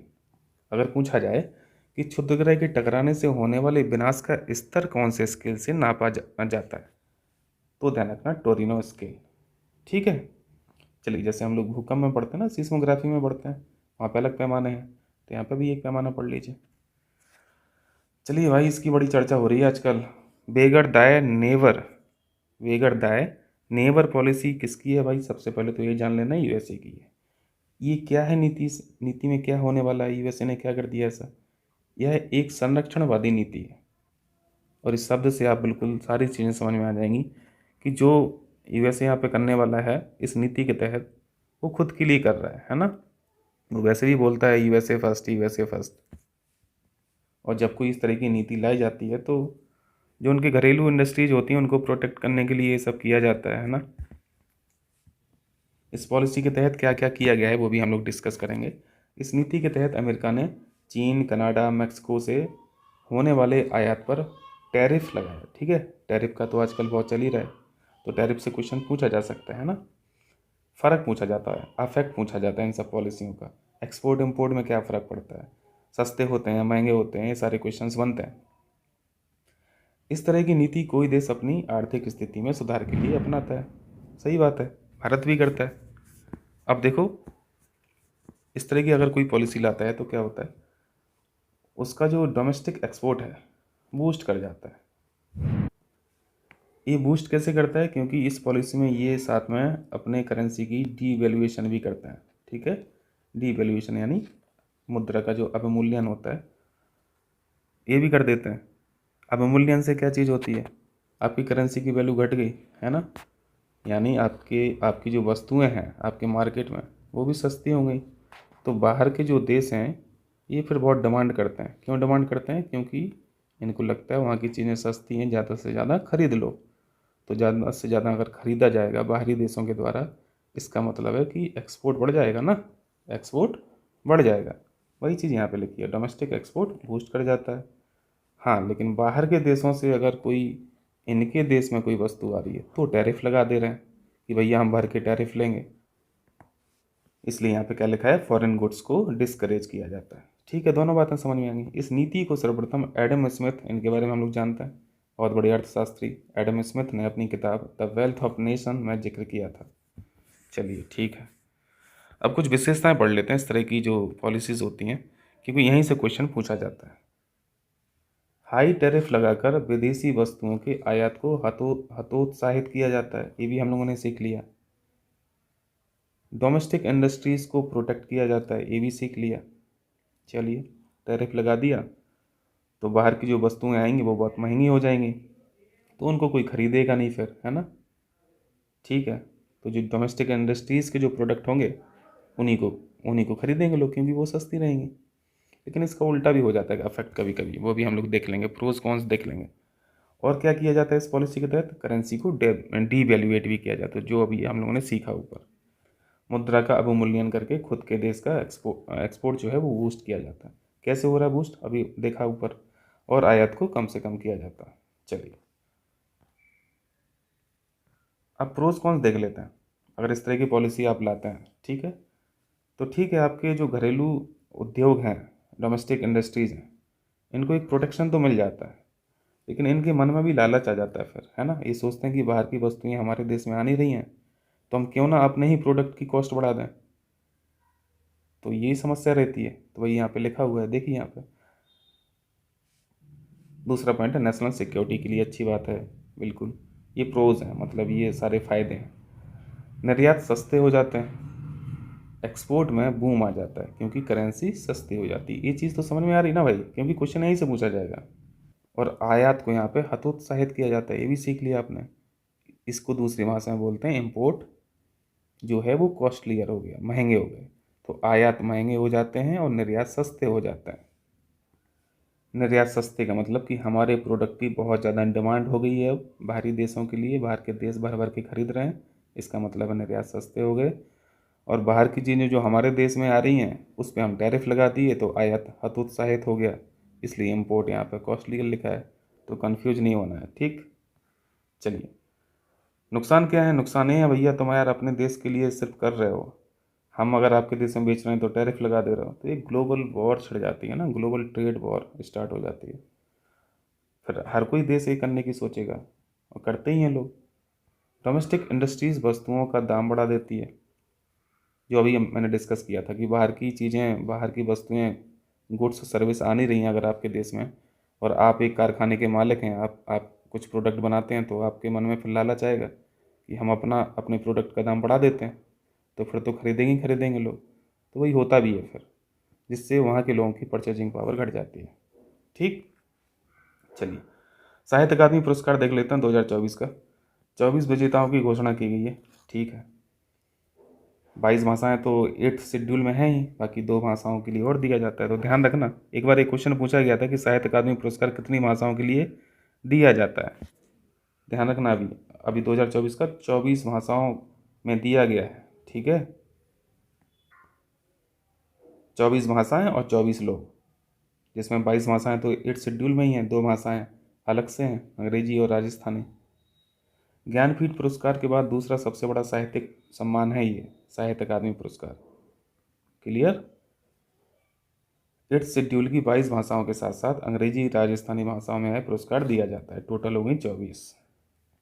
तो मैं यहाँ पे सभी भाषाओं का लिखना तो यहाँ पे देखो महत्वपूर्ण था नहीं, जो इम्पोर्टेंट है वो यहाँ पे मैं मेंशन किया हूँ। हिंदी भाषा के लिए चुना गया है गगन गिल को, इनकी जो रचना है वो है मैं जब तक आई बाहर। और अंग्रेजी भाषा के लिए चुना गया है ईस्टरन क्रे, इनकी पोयम है स्प्रिट नाइट। ये हिंदी और अंग्रेजी का आप याद रख लीजिए।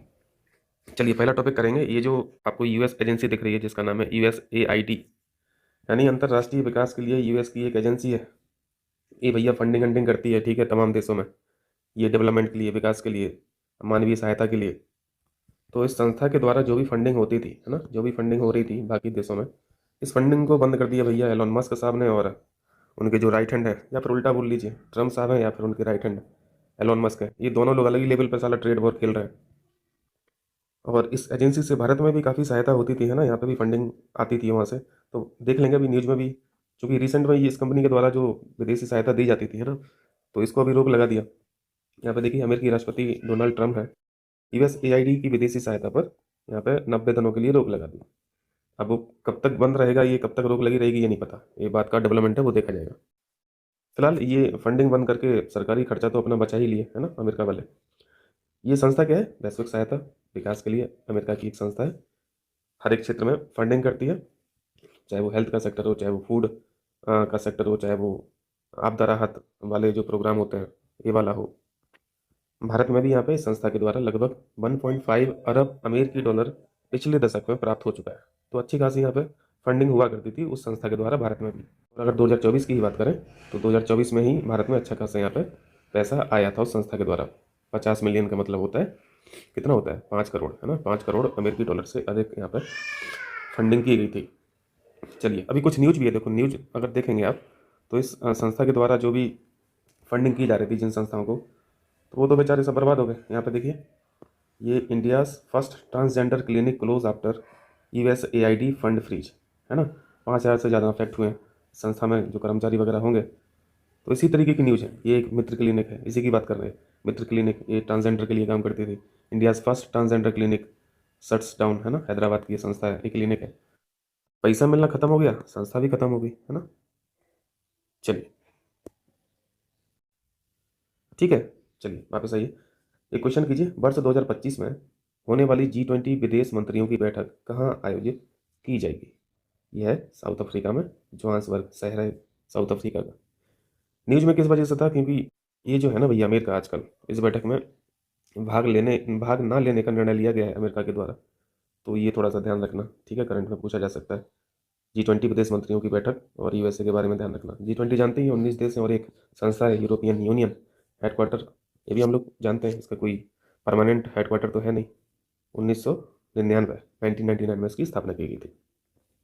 चलिए ये देखिए एक माउंटेन है जिसका नाम है तारानाकी, माउंट तारानाकी, ये न्यूजीलैंड का है, ठीक है। ये न्यूज में किस वजह से था, ये बहुत इंपॉर्टेंट क्वेश्चन है। देखो कानूनी व्यक्तित्व का यहाँ पे दर्जा दिया गया इस माउंटेन को।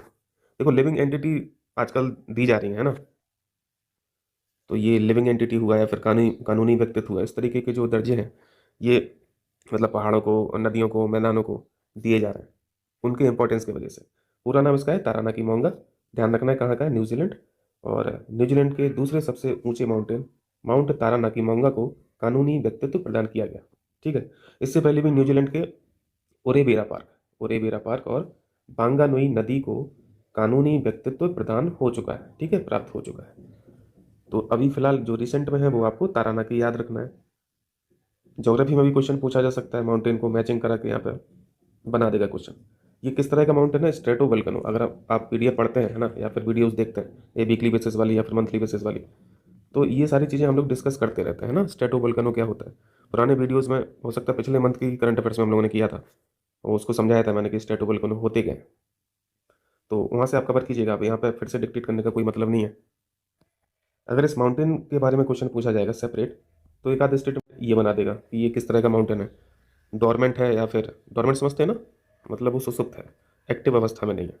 हाईएस्ट पीक ऑफ न्यूजीलैंड कौन है, माउंट कुक हम लोग पढ़ते हैं, ठीक है। ये दूसरे, ये माउंट कुक ये हाईएस्ट पीक हो गया और माउंट तारानाकी ये सेकंड हाईएस्ट है। चलिए एक स्कीम के बारे में पढ़ते हैं, स्वावलंबनी योजना, MSDE, ये ministry of skill development and entrepreneurship जो है, इसने नीति आयोग की सहायता से ये आपको 3 स्टेट याद रखना है, असम, मेघालय और मिजोरम। इन 3 स्टेट्स के लिए यहाँ पर स्वावलंबनी योजना की शुरुआत की गई, ठीक है, याद रहेगा, असम, मेघालय और Mizoram. MSD ministry of skill development and entrepreneurship, कौशल विकास और उद्यमता मंत्रालय जो है, इसकी स्कीम है। ये महिला उद्यमता कार्यक्रम है, एक तरीके से नाम से ही समझ में आ रहा है ना, स्वावलंबनी। ये महिला उद्यमता कार्यक्रम है जो उच्च शिक्षा संस्थान है ना, हायर एजुकेशन इंस्टीट्यूशन जो होते हैं उनमें महिलाओं में ये एंटरप्रेन्योरशिप का जो मतलब टेम्परामेंट होता है उसको डेवलप करना है। उद्यम मानसिकता, व्यवसाय में सफलता हेतु उनको स्किल किया जाएगा। तो ये सारी चीज़ें तो आप देखो कर लेंगे, है ना। आपको यहाँ पे जो फैक्ट याद रखना है, ये चीज़ रखना है असम, मेघालय और मिजोरम के लिए। देखिए यहाँ पे कुछ स्टैटिक फैक्ट है। जैसे अगर पूछा जाए कि भारतीय उद्यमिता संस्थान इंडियन इंस्टीट्यूट ऑफ एंटरप्रेन्योरशिप कहाँ पे भैया, ये गुवाहाटी में। गुवाहाटी कहाँ पे, असम में। अगर एमएसएमई की बात करें और महिला नेतृत्व की बात करें, महिला नेतृत्व वाले जो एमएसएमई है, सर्वाधिक भागीदारी किस स्टेट की है, तो आपको ध्यान रखना है। ये अच्छा यहाँ पे फैक्ट बन जाता है इंपॉर्टेंट परीक्षा के लिए। वेस्ट बंगाल के पास सबसे ज़्यादा है, फिर तमिलनाडु है, फिर तेलंगाना है, फिर कर्नाटक है, फिर 5वां स्थान है यूपी का। ठीक है, जहाँ पर फीमेल लीडरशिप ज़्यादा है एमएसएमई में। एमएसएमई समझते हैं। ये देखिए, हाल ही में भारत ने सौर ऊर्जा क्षमता में कितनी उपलब्धि हासिल कर ली है। तो यहाँ पे देखो, हम लोग आगे के टारगेट देखेंगे, अभी वर्तमान में कितना अचीव हो चुका है ये भी हम लोग देख लेंगे। ठीक है, अभी जो उपलब्धि हो चुकी है वो हो गई है 100 गीगावाट। इतना क्लियर है, 100 गीगावाट। और 2030 तक का जो टारगेट है गैर जीवाश्म ईंधन आधारित जो ऊर्जा है, ये टारगेट है 500 गीगावाट का। ये जो 100 गीगावाट है ये अचीव हुआ सिर्फ सौर ऊर्जा से, ध्यान रखना। और टोटल गैर जीवाश्म में जो टारगेट है वो कितना है, 500 गीगावाट। तो गैर जीवाश्म में चूंकि बहुत सारी एनर्जीज आती है ना, उसमें एक सौर ऊर्जा भी है, विंड भी आती है, जियोथर्मल भी आती है, तमाम है जो नॉन फॉसिल फ्यूल बेस्ड जो एनर्जी होती है, या फिर इनको नवीकरणीय ऊर्जा बोल लीजिए। ठीक है, रिन्यूएबल जो एनर्जीज होती हैं वही गैर जीवाश्म ईंधन आधारित ऊर्जा होती है। चलिए, तो 500 गीगावाट का टारगेट देख लिया हम लोगों ने 2030 तक का। सौर ऊर्जा में अचीव कितना कर लिया वर्तमान में, 100 गीगावाट। ठीक है, अगर पुरानी स्थिति देखें 2014 में सिर्फ इतनी ही उपलब्धि थी, 2.82 गीगावाट। लेकिन 2025 में कितना हो गया, ये हो गया ना 100 गीगावाट। ये 100 गीगावाट अचीव कर ली, तो बहुत ज़्यादा इंक्रीमेंट है, 35 गुना का इंक्रीमेंट है। चलिए, अच्छी बात है। और ये जो 2030 का टारगेट है गैर जीवाश्म ईंधन आधारित ऊर्जा का, ये कहाँ पे मतलब ये संकल्प लिया गया था, COP26 में, है ना। या मोदी जी ने ये बोला था पंचामृत, तो पंचामृत में जो 5 लक्ष्य थे उनमें से एक लक्ष्य भी था 2030 तक का 500 गीगावाट। अब एक क्वेश्चन बताइए जल्दी से, COP26 कहाँ पे हुई थी, है ना। UNFCCC की जो होती है ना मीटिंग, उनकी मीटिंग को ये नंबर दिया जाता है COP 1 2 3, है ना, 20 25 ऐसे। और साथ में ये भी क्वेश्चन बताइएगा कि भारत में कौन सी COP होने वाली है, 32वीं होने वाली है, 33वीं होने वाली है, या फिर 30वीं होने वाली है। ये आपका होमवर्क है। देखें, सौर ऊर्जा का भारत की कुल नवीकरणीय ऊर्जा क्षमता में 47% का योगदान है। ये भी बहुत अच्छा है। जितने भी रिन्यूएबल जो रिसोर्स हैं एनर्जी के, उसमें से सिर्फ सोलर का ही यहाँ पे कितना परसेंटेज है, पार्टिसिपेशन है, 47%। लगभग आधा तो सोलर एनर्जी के पास ही है, बाकी कुछ विंड का होगा, बाकी कुछ जियोथर्मल का होगा, है ना। और सोलर एनर्जी में तो यार देखो ह्यूज इंक्रीमेंट हो ही रहा है। मतलब लोग अपने घर पे भी ये सोलर पैनल वगैरह लगवा ही रहे हैं, एनर्जी को सेव कर रहे हैं, ऊर्जा को सेव कर रहे हैं, अपना बिल बचा रहे हैं, है ना। बहुत सारी स्कीम भी चल रही हैं। अगर ये क्वेश्चन पूछा जाए रूफ टॉप सोलर इंस्टॉलेशन वाले शीर्ष राज्य कौन है, मतलब ऐसा कौन सा राज्य जहाँ पे लोगों ने सबसे ज़्यादा अपने छत पर ये पैनल लगवा के एनर्जी को सेव कर रहे हैं, ठीक है, तो वो है राजस्थान। दूसरा स्थान है गुजरात का, तीसरा स्थान है तमिलनाडु का। ये ध्यान रखना है, ये परीक्षा के लिए इंपॉर्टेंट है दोनों क्वेश्चन। चलिए, उस स्कीम का नाम बताइए जिसमें 300 यूनिट फ्री आपको दी जाएंगी सोलर पैनल लगवाने पर, है ना। बताएंगे, कमेंट करके बताइए। चलिए बता दे रहे हैं, सूर्य घर योजना, है ना, सूर्य घर योजना। ये देखिए, बिम्स्टेक युवा शिखर सम्मेलन अभी हाल ही में किया गया है, आयोजन हुआ है इसका, आयोजन हुआ है गांधीनगर में, गुजरात में। बिम्स्टेक का फुल फॉर्म जानते हैं हम लोग, बहुक्षेत्रीय तकनीकी और आर्थिक सहयोग के लिए बंगाल की खाड़ी पहल, ये पूरा फुल फॉर्म है। इसके बारे में क्या है, मेंबर बस याद रखने होते हैं और हेडक्वार्टर याद रखना होता है। अगर बहुत बेसिक क्वेश्चन पूछा जाएगा इससे तो यही पूछा जाता है, ठीक है। वैसे अब नहीं पूछा जाता क्योंकि बहुत ही ज़्यादा स्टैटिक है, तो करंट के पॉइंट ऑफ व्यू से बस ये याद रखना, गांधीनगर में हुआ है। स्टेटमेंट में क्वेश्चन पूछेगा तो एक स्टेटमेंट ये बना देगा, हाल ही में आयोजन कहाँ पे हुआ है, और यहाँ से एक आध स्टेटमेंट डाल देगा, मेंबर का एक स्टेटमेंट डाल देगा, या फिर एक कंट्रीज लिख देगा, है ना, मतलब इस तरीके से कर देगा कुछ। तो ये क्षेत्रीय संगठन है, मेंबर कितने, 7। भारत है, बांग्लादेश है, म्यांमार है, श्रीलंका है, थाईलैंड है, नेपाल है, भूटान है। बंगाल की खाड़ी से जो जुड़े हैं ना वो कंट्रीज हैं इसमें। हेडक्वार्टर कहाँ पे है, बांग्लादेश में, ढाका में, और स्थापना हुई थी 1997 में, ठीक। चलिए, ये क्वेश्चन कीजिए, अभी मर्जर हुआ है कुछ स्कीम्स का, तो इन स्कीम्स का नाम पूछा जा सकता है। केंद्रीय मंत्रिमंडल ने किन किन योजनाओं को एकीकृत करके एक समग्र योजना, एक इंटीग्रेटेड स्कीम, जिसका नाम है SIP, यानी स्किल इंडिया प्रोग्राम, कौशल भारत कार्यक्रम, स्किल इंडिया प्रोग्राम का पुनर्गठन किया। ये जो SIP है इसमें 3 स्कीमों को मर्ज किया है। कौन कौन सी, प्रधानमंत्री कौशल विकास योजना 4.0, PM राष्ट्रीय प्रशिक्षुता संवर्धन योजना, और ये जन शिक्षण संस्थान योजना। इन तीनों को मर्ज करके बना दिया SIP 2026 तक के लिए। तो यहाँ पे क्वेश्चन देखो ऐसे पूछा जा सकता है कि अभी हाल ही में कौशल भारत कार्यक्रम का पुनर्गठन किया गया, इस स्कीम के तहत कौन कौन सी स्कीमों को मर्ज किया गया है, तो ऑप्शन बना देगा। ठीक है, तो ध्यान रखिएगा। चलिए, एक कमीशन अभी न्यूज में है, राष्ट्रीय सफाई कर्मचारी आयोग। क्या है न्यूज में इसमें? केंद्रीय मंत्रिमंडल ने राष्ट्रीय सफाई कर्मचारी आयोग के कार्यकाल को इनका जो टाइम पीरियड है एक्सटेंड कर दिया 3 वर्षों के लिए। ठीक है, 3 वर्षों के लिए बढ़ाने की स्वीकृति दी गई 31 मार्च 2028 तक।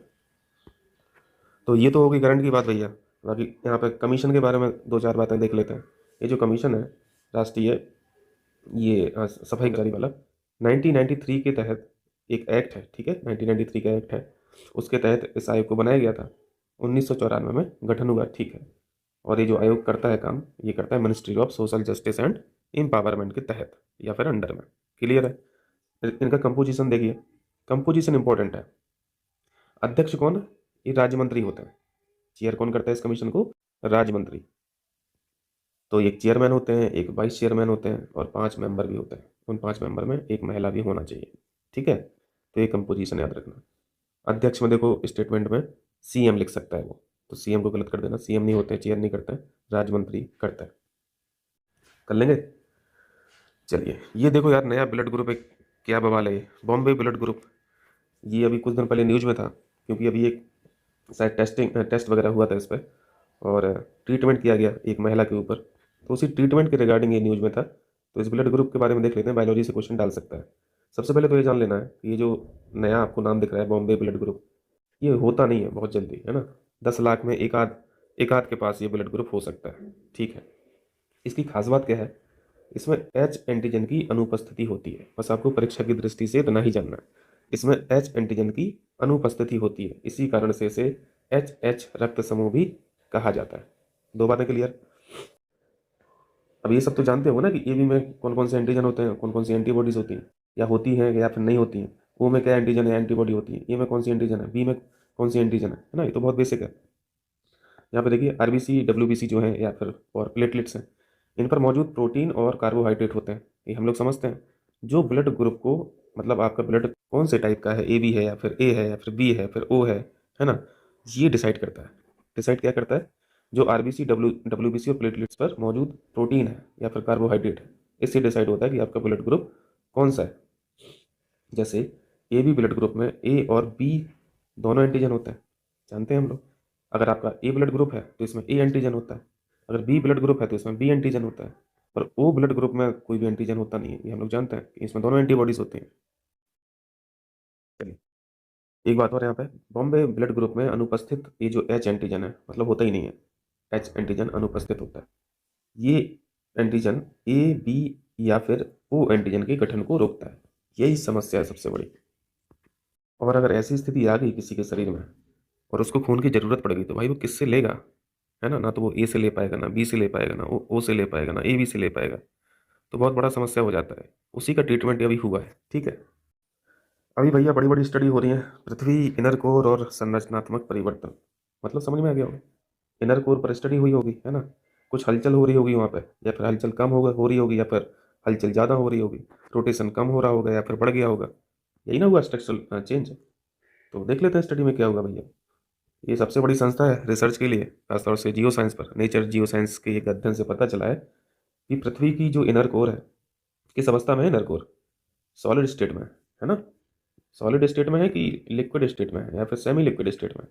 आंतरिक कोर है जो है, ये सॉलिड स्टेट में, ठोस अवस्था में।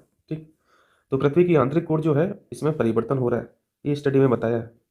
परिवर्तन क्या हो रहा है कि ये जो आंतरिक कोर है, इसका जो घूर्णन है वो धीमा हो गया है। ये स्टडी बताती है। चलिए, ये रिसर्च कहाँ पे की गई? एक आइलैंड है जिसका नाम है सैंडविच आइलैंड। ये मार्क कीजिएगा, ज्योग्राफी में क्वेश्चन मैचिंग के लिए पूछा जा सकता है। सैंडविच द्वीप जो है अंटार्कटिका के पास, भूकंपीय तरंगों का विश्लेषण किया गया। तब इनको पता चला, फाइंडिंग आई है कि आंतरिक कोर जो है, इसका रोटेशन धीमा हो रहा है। इस वजह से पृथ्वी पर दिन की लंबाई में सूक्ष्म परिवर्तन हो सकता है। चलिए ठीक। अच्छा, एक क्वेश्चन बताएंगे, पृथ्वी की जो मैग्नेटिक फील्ड है, मैग्नेटिक फील्ड कौन सी कोर या फिर कौन सी लेयर, पृथ्वी की कौन सी लेयर डिसाइड करती है? क्रस्ट करती है, या फिर मेंटल करता है, या फिर एस्थेनोस्फीयर करता है, खैर एस्थेनोस्फीयर मेंटल कई बार है, या फिर अपर कोर करता है, या फिर इनर कोर करता है? जल्दी से कमेंट करके बताइए। ठीक है, चलिए स्टडी का देख लिया, अब थोड़ा ज्योग्राफी पॉइंट ऑफ व्यू से देख लेते हैं। इनर कोर क्या है भाई? ये मुख्य रूप से नीफे से बनी है, हम लोग जानते हैं, है ना। नीफे यानी निकल और फेरस जो है यानी लोहा है, निकल और लोहे से बनी है। और जो आउटर कोर है ये तरल अवस्था में है, और इनर कोर जो है ये अत्यधिक दबाव के कारण ठोस अवस्था में रहती है। क्लियर है? चलिए, इनर कोर तक जाने के लिए भैया आपको बहुत गहराई में जाना पड़ेगा। इतना गहराई में जाना पड़ेगा, 5,150 kilometre depth from earth surface, तब इनर कोर में पहुंच पाओगे। वैसे कोई पहुंच नहीं पाया है। हाँ, मूवी जरूर बनी है ना। मूवी का नाम ही था द कोर के नाम से। बहुत पुरानी मूवी है, शायद 2000 की मूवी है, 2000 के टाइम पे आई थी। 1998 का है, 1999 का, मूवी बढ़िया है। तो उसमें दिखाया गया है, खैर अंदर जाते हुए तो वो सब काल्पनिक मूवी है, बट चीज़ दिखाई तो है बढ़िया। वहाँ पे दिखाया है पूरा मैग्नेटिक फील्ड के बारे में, कैसे फ़र्क होता है ना, कैसे रन करती है, क्या क्या चीज़ें जुड़ी हैं भैया मैग्नेटिक फील्ड से, वो अंदर जाके ही उसको रन करा देता है ना। एक क्वेश्चन ये भी पूछा जाता है, लेह मेन असंबद्धता, हर लेयर के बीच में एक डिसकंटिन्यूटी है, ये आप लोग ज्योग्राफी में पढ़े हैं। क्योंकि यहाँ पे आउटर और इनर कोर की बात हो रही है, तो इन दोनों के बीच में जो डिसकंटिन्यूटी है उसका नाम है लेह मेन असंबद्धता। ठीक है, याद आ रहा होगा। आउटर कोर जो तरल अवस्था में है पृथ्वी के चुंबकीय क्षेत्र को उत्पन्न करती है। जो आपसे क्वेश्चन मैंने पूछा था, आपको यहाँ पे जवाब मिल गया। आउटर कोर ही डिसाइड करती है मैग्नेटिक फील्ड। ठीक है, डिसाइड मतलब यहाँ से जनरेट होती। चलिए, अभी नीति आयोग ने बताया कि भैया उच्च शिक्षा पर व्यय किसने क्या किया है ना, किस राज्य का कैसा परफॉर्मेंस रहा है। तो देख लेते हैं एक नज़र में जल्दी से। हाल ही में नीति कमीशन ने राज्य सार्वजनिक विश्वविद्यालय जो है इस पर एक नीतिगत दस्तावेज प्रस्तुत किया। ठीक है, क्या तथ्य बताया है रिपोर्ट में, क्या तथ्य है? अगर समग्र व्यय की बात करें तो भैया जम्मू कश्मीर में शिक्षा में सबसे ज़्यादा खर्चा किया गया है। चलो अच्छी बात है। दूसरे नंबर पर मणिपुर है। ये बहुत इंपॉर्टेंट क्वेश्चन है, जम्मू कश्मीर लगाओगे नहीं है ना, अगर नहीं पढ़े रहोगे तो जम्मू कश्मीर नहीं लगाओगे, केरल मार के आ जाओगे। समग्र व्यय लेकिन देख लेना, अगर उच्च शिक्षा की बात करें, और उससे पहले ये भी देख लेते हैं। तो समग्र व्यय में सबसे ज़्यादा जम्मू कश्मीर हो गया, और सबसे अगर कम व्यय की बात करें तो भैया दिल्ली ने किया है, सिर्फ इतना सा 1.67%। तो समग्र व्यय में सबसे ज़्यादा जम्मू कश्मीर का हो गया, फिर मणिपुर का हो गया, सबसे कम की बात अगर करें तो दिल्ली हो जाएगा। आप सेपरेट कैटेगरी में आ जाइए। अगर उच्च शिक्षा में अगर बात हो, उच्च शिक्षा पर अगर व्यय की बात हो, तो सबसे ज़्यादा बिहार ने किया है। ये भी कितना इंपॉर्टेंट फैक्ट है ना। बिहार लगाओगे? अगर नहीं पढ़े रहोगे तो नहीं लगाओगे, लेकिन अब लगा के आना है क्योंकि पढ़ लियो। पहला बिहार है, फिर दूसरे नंबर पर जम्मू कश्मीर है, तीसरे स्थान पर मणिपुर है। यानी समग्र शिक्षा के जो फैक्ट थे जम्मू कश्मीर मणिपुर, वो आपको यहाँ पे भी दिख रहे हैं। ठीक, चलिए। और सबसे कम अगर शिक्षा पर व्यय जो हुआ है वो किया गया है तेलंगाना राज्य के द्वारा, उच्च शिक्षा की कैटेगरी में। ठीक है, एक स्टेटमेंट और बना के अगर डाल देगा और पूछ लेगा कि प्रति युवा शिक्षा व्यय सबसे ज़्यादा कहाँ पे हुआ है, तब यहाँ पे केरल है, फिर तमिलनाडु है, फिर महाराष्ट्र। यहाँ से 3 स्टेटमेंट आपके पास बन गए, कर लेंगे। चलिए, ये भी बहुत इंपॉर्टेंट क्वेश्चन है भाई, HS कोड। ये नई चीज़ क्या है भाई हम लोगों के लिए? इसको देखो न्यूज़ में पहले देख लेते हैं। ये जो जियोग्राफिकल इंडिकेटर होते हैं, भौगोलिक संकेत है, GI टैग वाली चावल किस्मों के लिए HS कोड शुरू करने वाला भारत पहला देश बन गया। तो यहाँ पे देखो HS कोड को स्टार्ट करने वाला कौन सा देश पहला बना? भारत। HS कोड किस फसल के लिए है? राइस। तो यहाँ पे एक फैक्ट चावल आपको याद रखना है HS कोड के बारे में, और दूसरा फैक्ट ये चीज़। ठीक है, HS कोड किस फसल के लिए? चावल के लिए। अब इसको देख लेते हैं HS कोड है क्या। है कुछ नहीं, बस एक्सपोर्ट के लिए थोड़ा फ़ायदा हो जाता है। अगर HS कोड लिखा है ना, तो उसकी फिर सप्लाई बहुत तेज़ी से होती है, मतलब उसको पास मिलता जाता है कि जाइए भैया आप जाइए, आप स्पेशल है, इस तरीके का। VIP ट्रीटमेंट है ना, VIP ट्रीटमेंट, आपको रुकना नहीं है कहीं, आपको पास मिलता रहेगा। GI टैग वाले चावल के निर्बाध निर्यात की अनुमति प्रदान करता है HS कोड। 6 अंक होते हैं इसमें। ठीक है, 6 अंकों का कोड का उपयोग करके व्यापार की जाने वाली वस्तुओं का वर्गीकरण करने के लिए एक वैश्विक मानक के रूप में HS कोड कार्य करता है। अब समझ में आ गई होगी कहानी। फुल फॉर्म क्या होता है HS का? Harmonised system code. ठीक है, चलिए, तो ये बातें थी बस। और इजी करने के लिए यहाँ पे 2-4 फैक्ट और हैं, समझ में आ जाएगा। हालांकि विश्व सीमा शुल्क संगठन जो है WCO HS कोड को प्रतिबंधित करता है, उसके बावजूद भी भारत ने स्टार्ट किया। चलो ठीक है, क्योंकि चावल का भैया हम अच्छे खासे प्रोडक्टर हैं, है ना, प्रोड्यूसर है। HS कोड वाले चावल की घोषणा मतलब एच एस कोड का जिक्र किया गया था, अभी बजट में भी किया गया था 2025-26। इस वीडियो को अलग से देख लेना भाई, ठीक है, कहीं से भी देख लेना, मतलब ताकि अभी जो रिसेंट में बजट में क्या क्या घोषणाएं हुई दिमाग में रहे 2025-26 में की गई, ठीक है। एच एस कोड आपने देखा 6 अंकों का है, 6 अंक आपको दिख रहा है, ये नहीं याद रखना है, बस इतना याद रखना है कि 6 अंक होते हैं इस कोड में। किस वजह किस लिए है ये? सप्लाई चेन का एक मैटर है बस। चावल की किस्म है, चावल पे अप्लाई हुआ है अभी, तो ये कोड जो है, एक कोड उबला हुआ चावल को दिया गया, एक कोड जो है ये सभी चावल के लिए दिया गया। तो कुल मिला के हमें बस राइस याद रखना है। 6 अंकों का कोड है और एक्सपोर्ट पर्पज़ के लिए यूज किया जाता है, निर्बाध सप्लाई के लिए यूज किया जाता है। ये देखिए, नदियों की मैचिंग से क्वेश्चन यहाँ से बनाया जा सकता है। अभी मगरमच्छों की यहाँ पर गणना की गई है इस नदी में, विश्वामित्री नदी। तो ये नदी और स्टेट मैचिंग कराने के लिए पूछा जा सकता है। याद रखना, विश्वामित्री नदी जो है ये गुजरात में फ्लो होती है, वडोदरा से होकर बहती है और खम्बात की खाड़ी में मिल जाती है। विश्व मगरमच्छ दिवस कब मनाते हैं? 17 जून को। ये ऊट पटांग दिवस जो है इनको भी याद रखना होता है भाई, है ना। पीसीएस जानते हो ना, सबसे ऊट पटांग तो वही है। इस टॉपिक को अच्छे से पढ़ना है, ये मेंस वालों के लिए है टॉपिक, है ना, मेंस में पूछा जाएगा। ये साइंस से क्वेश्चन मतलब बहुत इंपॉर्टेंट है, न्यूज़ में भी आजकल बहुत रह रहा है। इसको देखिए क्या है, फुल फॉर्म पढ़िए पहले एफजीएम का, फीमेल जेनिटल म्यूटिलेशन। नाम से समझ में आ गया होगा क्या चीज़ है। म्यूटिलेशन का मतलब होता है विकृति। विकृति को इंग्लिश में बोलते हैं डिफॉर्म। डिफॉर्म से तो समझ में आ रहा होगा, डिफॉर्म किस चीज़ को ये कर रहे हैं? फीमेल्स के जो जेनिटल्स हैं, जो उनके जननांग हैं, ये कैसा चीज़ है भाई, और ये इतनी गंदी और भद्दी चीज़ कुछ कम्युनिटी की प्रथा के अंतर्गत आता है। तो इसको पढ़ेंगे, अभी सुप्रीम कोर्ट में इसके बारे में डिसीजन आया है। न्यूज़ में किस लिए था? न्यूज़ में ये डे याद रखना, ठीक है, international day of zero tolerance for FGM. FGM यही चीज़ है ना, फीमेल जेनिटल म्यूटिलेशन। 6 फरवरी को ऑब्जर्व किया जाता है इस डे को। ये नया दिवस है, थोड़ा सा ध्यान रखना। लक्ष्य क्या है भैया? लक्ष्य तो यही है कि भैया जो है इतनी गंदी चीज़, इतनी भद्दी चीज़, इसको खत्म करो, एफजीएम, है ना, अवेयर करना लोगों को। अब एफजीएम को देखते हैं। एफजीएम यानी महिला जननांग विकृति, एक ऐसी प्रक्रिया जिसमें जानबूझकर लिखा है, जानबूझकर महिला जननांगों को काटा जाता है, घायल किया जाता है, परिवर्तित किया जाता है, जबकि ऐसा करने के लिए डॉक्टर बोलता नहीं है, चिकित्सकीय कारण भी नहीं होता। और कुछ कम्युनिटीज़ को प्रथा के रूप में भी देखते ही हैं। खासतौर से ये इंडिया में भी प्रचलित है ना, इंडिया में भी प्रचलित है, लेकिन ज़्यादातर आप देखेंगे तो अफ्रीकन कंट्रीज़ में ये बहुत ज़्यादा होता है। आमतौर पर शिशु अवस्था से लेकर 15 वर्ष की आयु की जो युवा लड़कियां हैं उन पर ही किया जाता है, और इसको महिला खतना के रूप में भी जाना जाता है, ठीक है। अभ्यास के कारण क्या है, इसको क्यों मतलब फॉलो करते हैं कुछ कम्युनिटी? कुछ समुदाय एफजीएम को कन्या की वयस्कता, विवाह के लिए तैयार करने की दृष्टि से आवश्यक अंग के रूप में देखते हैं। कुछ कम्युनिटी एफजीएम करना धार्मिक मानते हैं, हालांकि ऐसा किसी भी धार्मिक ग्रंथ में वर्णन नहीं है, उल्लेख नहीं है। ये अधिकतर आप देखेंगे तो अफ्रीका और ये मिडिल ईस्ट जो है, अफ्रीका एशिया है, यहाँ पे ये रिचुअल है। भारत में भी एफजीएम को रिचुअल के रूप में लोग देखते हैं। खासतौर से बोहरा मुस्लिम समुदाय जो है, इनके द्वारा भारत में भी इस प्रथा को यहाँ पे फॉलो किया जाता है। इसे प्रतिबंधित करने के लिए कोई विशेष कानून भी नहीं है। 2018 में मुकदमा आया था सुप्रीम कोर्ट के पास, तो भैया प्रथा से जुड़ी चीज़ है ना, तो तुरंत पहुँच जाएंगे, आर्टिकल 27-28 पहुँच जाएंगे, तो ये चीज़ बचा लेगी कम्युनिटी को। तो 2018 में सुप्रीम कोर्ट में पीआईएल भी दायर की गई, पब्लिक इंटरेस्ट लिटिगेशन, ठीक है, इसी के खिलाफ, एफजीएम के खिलाफ। लेकिन इनके समुदाय ने अनुच्छेद 25 के तहत धार्मिक स्वतंत्रता का हवाला देते हुए इस प्रथा का बचाव कर लिया।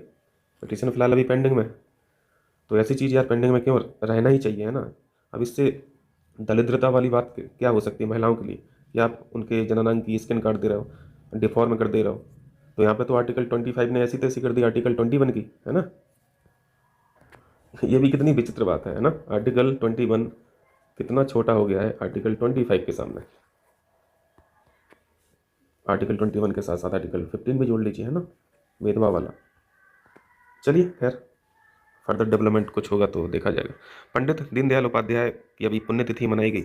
11 फरवरी को इनकी मृत्यु हो गई थी, तो 11 फरवरी को पुण्यतिथि है, ठीक है। जन्म हुआ था 1916 में, मृत्यु हुई है 1968 में। क्या है और इसमें? मानवतावाद और समाज के सबसे गरीब वर्गों के उत्थान के सबसे बड़े समर्थकों में से एक थे पंडित दीनदयाल साहब। इस टॉपिक को मैं बस इस वजह से डाला, अंत्योदय दिवस के चलते, ठीक है, क्योंकि ये डे इंपॉर्टेंट है। अंत्योदय यानी सबसे अंत का भी उदय होना चाहिए। 25 सितंबर को अंत्योदय दिवस के रूप में मनाया जाता है। तो ये दिसंबर बोल दिया क्या मैंने? 25 सितंबर आपको याद रखना है। बाकी इनके बारे में तो जानते ही है ना। बीजेपी जो है आज इन्हीं की देन है।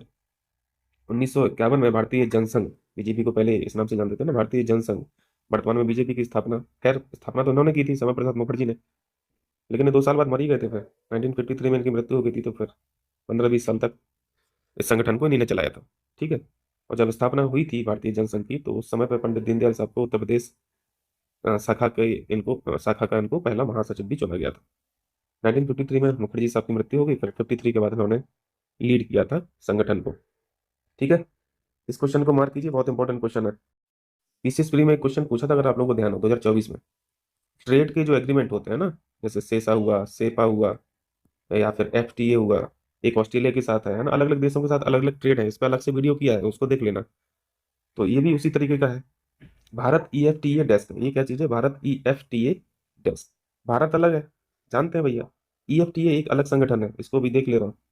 अब दोनों ने मिलकर यहाँ पे एक डेस्क यानी एक मंच बना लिया। भारत ने व्यापार को सुगम बनाने और निवेश को सुविधाजनक बनाने के लिए trade and economic partnership agreement, short में बोलते हैं टेपा, टेपा के साथ भारत ईएफटीए डेस्क की शुरुआत की। भारत ईएफटीए एक निवेश सुविधा तंत्र है। ठीक है। बनाया किसने? भारत और ईएफटीए के अंतर्गत जो देश आते होंगे उन दोनों ने बनाया है ना। इन्वेस्ट इंडिया द्वारा स्थापित किया गया। ईएफटीए के जो सदस्य हैं, सदस्य देशों के व्यवसायों के लिए भारत में निवेश करने के लिए एक स्रोत है। मतलब सारा इन्वेस्टमेंट जो होता है ना, ईएफटीए के जो कंट्रीज है वो भारत में निवेश करते हैं, तो इस डेस्क के माध्यम से करेंगे, है ना, इस मंच के माध्यम से, क्योंकि यही है ना निवेश सुविधा तंत्र। तो जो फंडिंग आएगी वो उसी के माध्यम से आएगी। ईएफटी है क्या? इसमें कौन कौन सी कंट्रीज हैं? आइसलैंड है, लिंचेस्टीन है, नॉर्वे है और स्विट्जरलैंड है। ये 4 देशों का संगठन है ईएफटी है। ठीक है। भारत ईएफटीए का 5वां व्यापारिक साझेदार देश भी है। मतलब बहुत सारे देश इसमें निवेश तो करते ही है ना। भारत की तरफ से भी तो निवेश जाता होगा ना ईएफटीए कंट्रियों में। यूएसए भी करता होगा, चाइना भी करता होगा, जापान भी करता होगा। तो भारत का स्थान कितना है? 5वां। चलिए, तो ये हो गया, ये थर्ड वीक का हो गया, फरवरी का। और फिर फोर्थ में मिलते हैं। अभी तो पीडीएफ यार आधा बना है, आधा मैं बना बना ले रहा हूँ, तो प्रोवाइड कर दूंगा। पेड ग्रुप पे प्रोवाइड करता हूँ ये सारी पीडीएफ्स। अगर जिनको लगे कि पढ़ना चाहिए तो वो मैसेज वगैरह कर देना, मैं मैसेज का वो नंबर डाल दूंगा व्हाट्सएप का। ठीक है। तो मैं वहाँ पे आपको ऐड कर दूंगा पेड ग्रुप में। बाकी वीडियो के साथ ही अगर आप सिनॉप्सिस बना ले रहे हैं तो कोई दिक्कत नहीं है, वो भी आपका काम करेगा इस सोर्स। तो फिर चलते हैं, मिलते हैं फिर नेक्स्ट वीडियो में। बहुत बहुत शुक्रिया आप लोगों का वीडियो देखने के लिए। Thank you. देखिए, पहला टॉपिक यहाँ पे WEF बैठक 2025 यानी वर्ल्ड इकोनॉमिक फोरम की मीटिंग हुई है अभी 2025 में। ये दावोस में हुई है। दावोस शहर है स्विट्जरलैंड का। ठीक। तो देखिए, यहाँ पे एक फैक्चुअल क्वेश्चन तो यही पूछा जा सकता है, दावोस स्विट्जरलैंड। और ये एक इंपॉर्टेंट क्वेश्चन बनता है, WEF के द्वारा जो रिपोर्ट जारी की जाती है, पब्लिश की जाती है, उनके बारे में भी पूछा जाता है। ठीक है। तो उनको भी हम लोग देख लेंगे। पहले मीटिंग में क्या क्या बातें हुई हैं इनको इन शॉर्ट देख लेते हैं। देखो यार, AI की तो हर एक मंच पे बात हो रही है। ठीक है। आर्टिफिशियल इंटेलिजेंस और ग्रीन टेक्नोलॉजी की जो अपॉर्चुनिटी हैं और इससे फ्यूचर में होने वाली जो समस्याएं हैं या फिर चैलेंजेस हैं, इन पर चर्चा की गई है। तत्काल जलवायु कार्रवाई पर यहाँ पे बल दिया गया है। एक तीसरा पॉइंट आप लोग ध्यान रखना, भारत ने भी 20 लाख करोड़ से अधिक की यहाँ पे निवेश प्रतिबद्धताएं प्राप्त की, जिसमें महाराष्ट्र को कुल का 80% प्राप्त हुआ। ये बहुत बड़ी बात है महाराष्ट्र के लिए। और यूपी द्वारा भी 2029 तक, ये 2029 याद रखना, वैसे पुराना फैक्ट है, हम लोग जानते हैं, 2029 तक पूर्ण रूप से निर्धनता मुक्त पर भी जोर डाला गया। तो ये 2-3 मुख्य बातें याद रखना वार्ता की मीटिंग दावोस में हुई है। बाकी जो स्टैटिक फैक्ट होते हैं WEF के बारे में, ये भी जल्दी से रिकॉल कर लीजिए। क्लाउस, ये जो स्वाब है, इनके द्वारा स्थापना की गई थी 1971 में, लेकिन यूरोपीय प्रबंधन फोरम के नाम से की गई थी। WEF कब बना? 1987 में बना। हेडक्वार्टर कहाँ पे है? जिनेवा स्विट्जरलैंड में। इसके द्वारा जो रिपोर्ट पब्लिश की जाती है ये बहुत इंपॉर्टेंट है। वैश्विक प्रतिस्पर्धात्मक रिपोर्ट है ना, ये जो ग्लोबल कम्पिटिटिवनेस रिपोर्ट होती है। GGR रिपोर्ट तो ये हमेशा ही से ही इंपॉर्टेंट रहती है। जेंडर गैप रिपोर्ट जो है ना, global gender gap. Future of job report, इसको भी ध्यान रखना, नई हो सकती है रिपोर्ट आपके लिए। वैश्विक जोखिम रिपोर्ट और वैश्विक यात्रा और पर्यटन रिपोर्ट, ये लास्ट वाली भी इंपॉर्टेंट है, क्योंकि यहाँ पे जब स्टेटमेंट में क्वेश्चन पूछता है तो इस रिपोर्ट के बारे में WEF ना लिख के टूरिज्म ऑर्गेनाइजेशन, ये जो UTO है ना, उसको यहाँ पे मेंशन कर देता है, तो वो सही भी लगने लगता है। यूनाइटेड नेशन टूरिज्म ऑर्गेनाइजेशन जो है, इसके द्वारा पब्लिश नहीं की जाती है, WEF के द्वारा पब्लिश की जाती है। ठीक है। ये 4-5 रिपोर्ट याद रखना। देखिए, ये टॉपिक मेंस के लिए भी बहुत इंपॉर्टेंट है। ठीक है, ध्यान रखना। वैसे हम लोग IVF के बारे में तो जानते हैं, इन वाइट्रो फर्टिलाइजेशन जो होता है, किसी मैरिड कपल या दंपत्ति के बच्चे पैदा नहीं होते हैं, संतान पैदा नहीं होती है, तो वो फिर IVF के जरिए संतान पैदा कराते हैं, है ना। ये सब हम लोग जानते हैं पहले से। लेकिन एक नई अभी एक विधि आई है, नई टेक्नोलॉजी सामने आई है, IBG। यहाँ पे जी का मतलब है गेमेटोजेनेसिस, गेमेटोजेनेसिस बोल लीजिए या फिर जेमेटो, जो भी। गेमेटोजेनेसिस जो है ये IVF यानी IBG जो है IVF से कहीं ज़्यादा मतलब फ़ायदे वाली है। यहाँ पे हम लोग देखेंगे इसमें क्या क्या फ़ायदे हो सकते हैं। पहले न्यूज़ का देख लेते हैं। यहाँ पे देखिए, शोधकर्ताओं द्वारा IBG यानी इन वाइट्रो गैमेटोजेनेसिस जो है इसको डेवलप किया गया। जो स्टेम सेल यार ये यूनिक प्रकार की सेल्स होती हैं। जैसे आप इकोसिस्टम में पढ़ते हो ना, की स्टोन स्पीसीज, तो की स्टोन स्पीसीज से क्या समझ में आता है, मतलब वो फाउंडेशन वाली स्पीसीज होती हैं, है ना। उसी तरीके से जो स्टेम सेल हैं ये विशेष प्रकार की सेल हैं, ये नॉर्मल सेल्स नहीं होती हैं। ये त्वचा में भी होती हैं, बाल में भी होती हैं, ब्लड में भी होती हैं। तो त्वचा, बाल, ब्लड से एकत्रित स्टेम सेल जो होती हैं, इनकी सहायता से प्रयोगशाला आधारित प्रजनन को संभव बनाया जा सकता है IBG की सहायता से। आपने IVF में, आप IVF के बारे में क्या जानते हैं?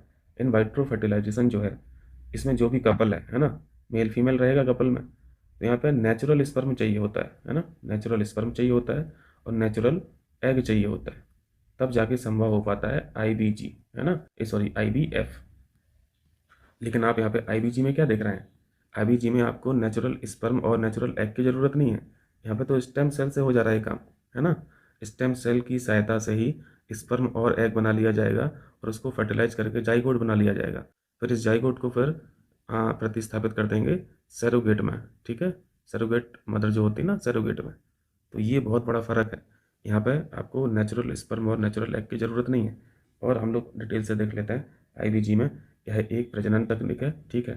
इसमें त्वचा, बाल या फिर रक्त से एकत्रित जो स्टेम कोशिकाएं होती हैं, इन्हीं से अंडे और शुक्राणु बना लेते हैं, ठीक है। और लैब में ये जो युग्मक है, मतलब अंडा और एग और स्पर्म का जो युग्मक है ना, इसको फर्टिलाइज करके जाइगोट को निर्मित किया जाता है। फिर इस जाइगोट को गर्भधारण के लिए सैरोगेट में प्रत्यारोपित कर देते हैं। क्लियर है। रिसेंट सक्सेस भी मिली है अभी IBG के बारे में। जापान ने चूहों पर सफलतापूर्वक परीक्षण किया और जल्दी ही इंसानों पर भी आप देखेंगे। IBG के फायदे क्या हैं IVF के ऊपर? IBG का सबसे बड़ा फायदा तो यही देख लिया आपने, इसमें नेचुरल स्पर्म नहीं चाहिए भाई, है ना। आप अगर 60 साल के भी हैं तो देखो, स्पर्म और एग का जो प्रोडक्शन है वो एज पर डिपेंड करता है। स्पर्म सेल हो या फिर एग सेल्स हो, ये हमेशा एक्टिव नहीं रहती हैं। एक उम्र के बाद ये एक्टिव नहीं रहती हैं, है ना। लेकिन IBG में तो ऐसा कुछ है नहीं। IBG में तो स्टेम सेल से बनना है ना, स्पर्म और एग। तो आप किसी भी उम्र के रहें, आप यहाँ पे मातृत्व और पैतृत्व जो है ना, वो अचीव कर सकते हैं। अब यहाँ पे देख लेते हैं, नेचुरल अंडे और शुक्राणु की आवश्यकता नहीं है जैसा कि IVF में ज़रूरत होती है। फर्टिलाइजेशन से पहले हानिकारक लक्षणों को हटाया जा सकता है IBG की सहायता से। मतलब ये है तो पॉजिटिव पॉइंट, लेकिन एक तरीके से बहुत खतरनाक भी है। ये एक तरीके से डिजाइनर बेबी को यहाँ पे प्रमोट कर रहा है। अगर हानिकारक लक्षणों को हटा दिया जाएगा तो आप तो उस एक तरीके से आप बेबी को डिज़ाइन कर रहे हैं ना, उसमें जो सारी चीज़ें अच्छी होनी चाहिए, सारी खूबियाँ अच्छी होनी चाहिए, वो सब डाल दोगे। अच्छा ब्रेन डाल दोगे, सुंदरता डाल दोगे, तो ये फिर मतलब मोरल रूप से तो ये बहुत गलत ही है, नैतिक रूप से बहुत गलत है। ये पेपर 4 में भी क्वेश्चन यहाँ से पूछा जा सकता है, ठीक है। किसी भी उम्र में पितृत्व और मातृत्व प्राप्त किया जा सकता है IBG की सहायता से, लेकिन इसमें कानूनी स्थिति और नैतिक चिंताएं भी है। जैसे डिजाइनर बेबी का आपने एक देखा, तो ये कोई अच्छी चीज़ तो है नहीं, ये तो अगेंस्ट द नेचर है। अनुवांशिक चयन जो है, जैसे बुद्धि का चयन है, शारीरिक लक्षण है ना, इनकी चिंताएं सब बढ़ जाएंगी। IBG जो है अधिकांश देशों में अभी भी रेगुलेट नहीं, लेकिन IVF जो है ये तो रेगुलेटेड है ना हर कंट्री में। आप IVF की सहायता से, जिनकी भी संतान नहीं होती है वो IVF की सहायता से संतान कर ही रहे हैं, ठीक है। हाँ, लेकिन IVF में भी भ्रूण का चयन शामिल है, ये ध्यान रखना, ठीक। IVF में भी भ्रूण का चयन शामिल है, स्टेटमेंट में क्वेश्चन बनाया जा सकता है। लेकिन IBG जो है इसमें तो सब कुछ चयन कर सकते हो आप, है ना। IBG में तो सब कुछ चयन कर सकते हो आप। ब्रेन चयन कर लो, अच्छा ब्रेन चयन कर लो, अच्छी बॉडी चयन कर लो, और ये जो शारीरिक विशेषताएं जो हैं वो सब कुछ डाल सकते हो। तो ये सारी मतलब कुछ चीज़ें नेगेटिव आप देख सकते हैं। तो अगर विश्लेषण के लिए क्वेश्चन आएगा तो कर लीजिएगा। चलिए, प्रोजेक्ट चीता देखिए, अभी रिसेंट में न्यूज में था, कुछ शावक वगैरह पैदा हुए हैं, उसी के चलते ये न्यूज में था। तो प्रोजेक्ट चीता तो ये नया प्रोजेक्ट है ना, 2022 में ही ये लॉन्च किया गया था, जब बाहर से आए थे चीता, है ना। अफ्रीकी चीतों को पुनः वापसी के उपलक्ष्य में इस प्रोजेक्ट को लॉन्च किया गया था 2022 में। मैचिंग में क्वेश्चन पूछता है, ध्यान रखना। भारत में चीतों की आबादी 1952 में ही खत्म हो गई थी, विलुप्त हो गए थे। अब तो हो गए, कहाँ पे लाए गए थे, नामीबिया से लाए गए थे ना, नामीबिया और साउथ अफ्रीका से। कूनो पाल में है ना, मध्य प्रदेश के नेशनल पार्क में लाए गए थे। चलिए क्वेश्चन कीजिए। फोर्ट विलियम जान रहे हैं ना, हाल ही में इसका नाम बदल कर क्या रखा गया, इसका नाम रखा गया विजय दुर्ग। फोर्ट विलियम के अंदर किचनर हाउस का नाम भी बदलकर मानेकशॉ हाउस कर दिया गया, और यहीं पर सेंट जॉर्ज गेट भी उसका नाम बदलकर शिवाजी गेट किया गया। ये सारी बातें याद रखना, फोर्ट विलियम के बारे में हिस्ट्री में आप लोग पढ़े होंगे। 2-3 बातें यहाँ पे भी लिखी हैं, रिवाइज करा दे रहा हूँ। कोलकाता में हुगली नदी के तट पर स्थित है। इंग्लैंड के राजा विलियम तृतीय हैं, ठीक है, द्वितीय प्रथम इस तरीके से क्वेश्चन बनाता है हिस्ट्री में, एक बार पूछा भी है, तो तृतीय याद रखना, विलियम तृतीय के नाम पर है। 1706 में इसका निर्माण किया गया था, ठीक है। अब विजय दुर्ग हो गया है, अब फोर्ट विलियम नहीं रहा। हाल ही में अभ्यास साइक्लोन किन देशों के मध्य आयोजित किया गया, भारत और मिस्र। साइक्लोन किसके मध्य होता है, मिस्र और भारत के बीच में। यहाँ पे कुछ इंपॉर्टेंट है, हमेशा हम लोग रिवाइज करते रहते हैं, इनको एक बार और देख लीजिए। समृद्धि किसके साथ होता है, बांग्लादेश के साथ। हैंड इन हैंड चाइना के साथ होता है। शक्ति फ्रांस के साथ होता है। गरुण शक्ति इंडोनेशिया के साथ होता है। और मित्र शक्ति श्रीलंका के साथ होता है। ये जो शक्ति वाले हैं ना, इनको थोड़ा ध्यान रखा कीजिए। शक्ति फ्रांस, गरुण शक्ति इंडोनेशिया, मित्र शक्ति श्रीलंका। प्रबल दोस्तिक कजाकिस्तान के साथ होता है। खंजर किर्गिस्तान के साथ होता है। नोमेटिक एलिफेंट मंगोलिया के साथ होता है। अल नजा ओमान के साथ होता है। इंद्र आसान है रसिया के साथ होता है।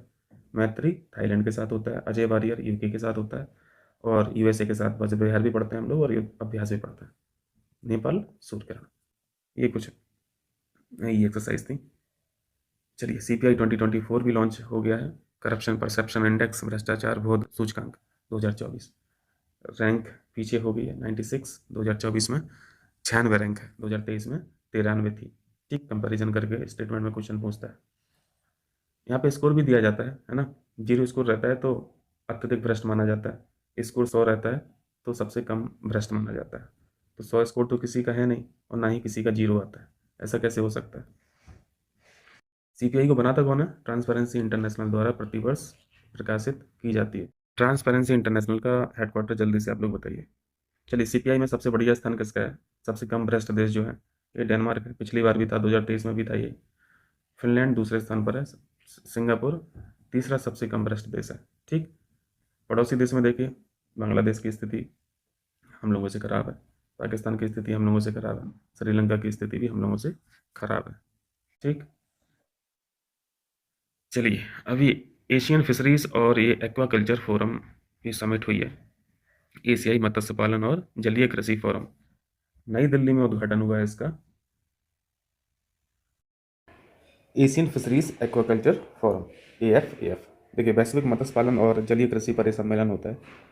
अगर पहले सम्मेलन की बात करें तो ये जो सम्मेलन हुआ है भारत में हुआ है, ठीक है, न्यू दिल्ली में। इससे पहले भी भारत एक बार कर चुका है मेजबानी, भारत के द्वारा यह दूसरी बार मेजबानी है। पहली बार 2007 में कोच्चि में की गई थी। ठीक है, 1984 में कुआलालंपुर मलेशिया में स्थापना हुई थी, हेडक्वार्टर कुआलालंपुर में। कुआलालंपुर कैपिटल है मलेशिया की। तो चलिए, ये तो हो गया जनरल फैक्ट। अब यहाँ पे भारत की स्थिति देखिए, मत्स्य पालन में कहाँ पे हम लोग लाई करते हैं ग्लोबल लेवल पर। मत्स्य निर्यात में विश्व स्तर पर चौथे स्थान पर भारत की स्थिति है। ठीक है, वैश्विक मत्स्य उत्पादन में अगर बात करें तो 7.7% का योगदान भारत रखता है। ये ध्यान रखना, सेपरेट क्वेश्चन पूछा जा सकता है। वैश्विक मत्स्य उत्पादन में भारत की हिस्सेदारी कितनी है, 7.7%। अगर भारत की स्टेट्स की बात करें भारत में, तो सीड्स मत्स्य उत्पादक राज्य जो है, आंध्र प्रदेश हम लोग पढ़ते हैं इनको, और दूसरे स्थान पर वेस्ट बंगाल है, तीसरे स्थान पर कर्नाटक हो जाएगा। ठीक है, तो ये 2-4 इफेक्ट यहाँ पे हो गया।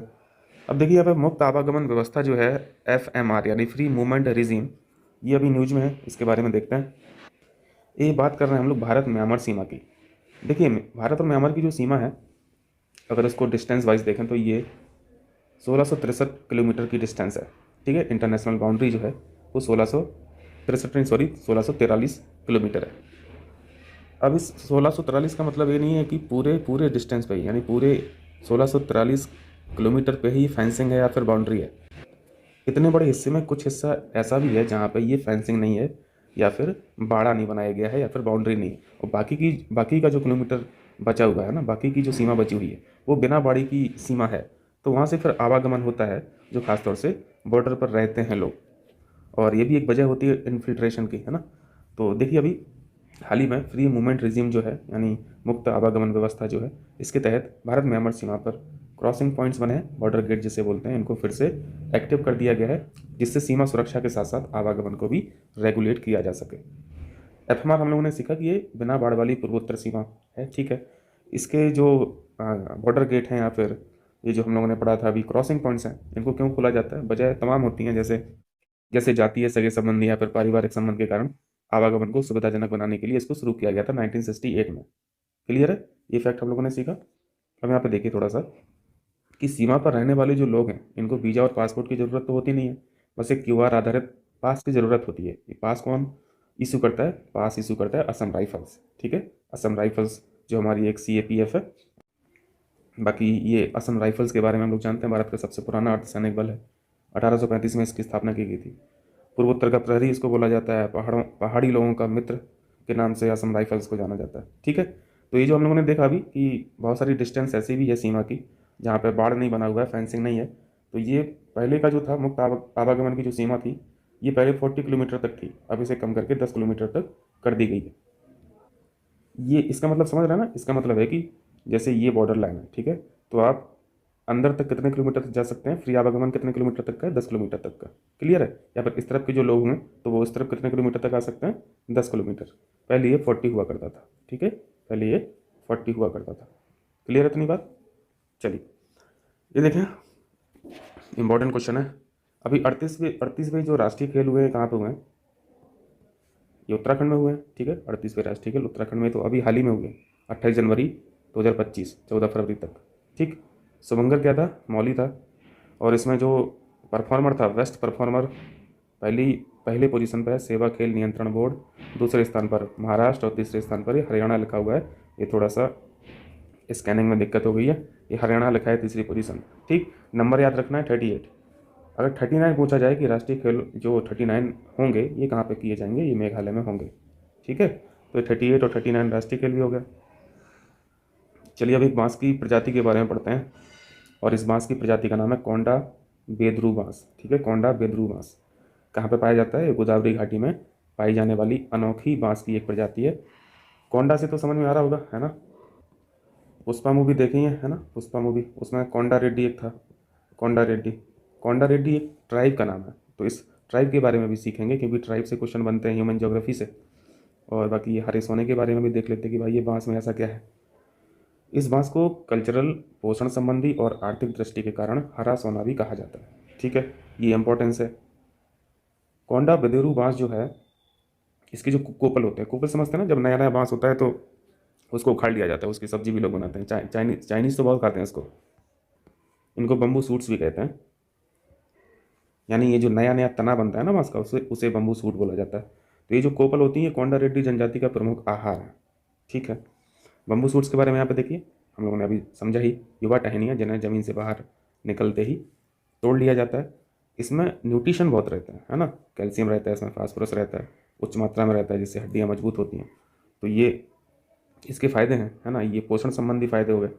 बाकी इस ट्राइब के बारे में देखिए, तेलंगाना और आंध्र प्रदेश की एक कमज़ोर जनजाति समूह है, ठीक है, और हिंदू धर्म का पालन करती है ये ट्राइब।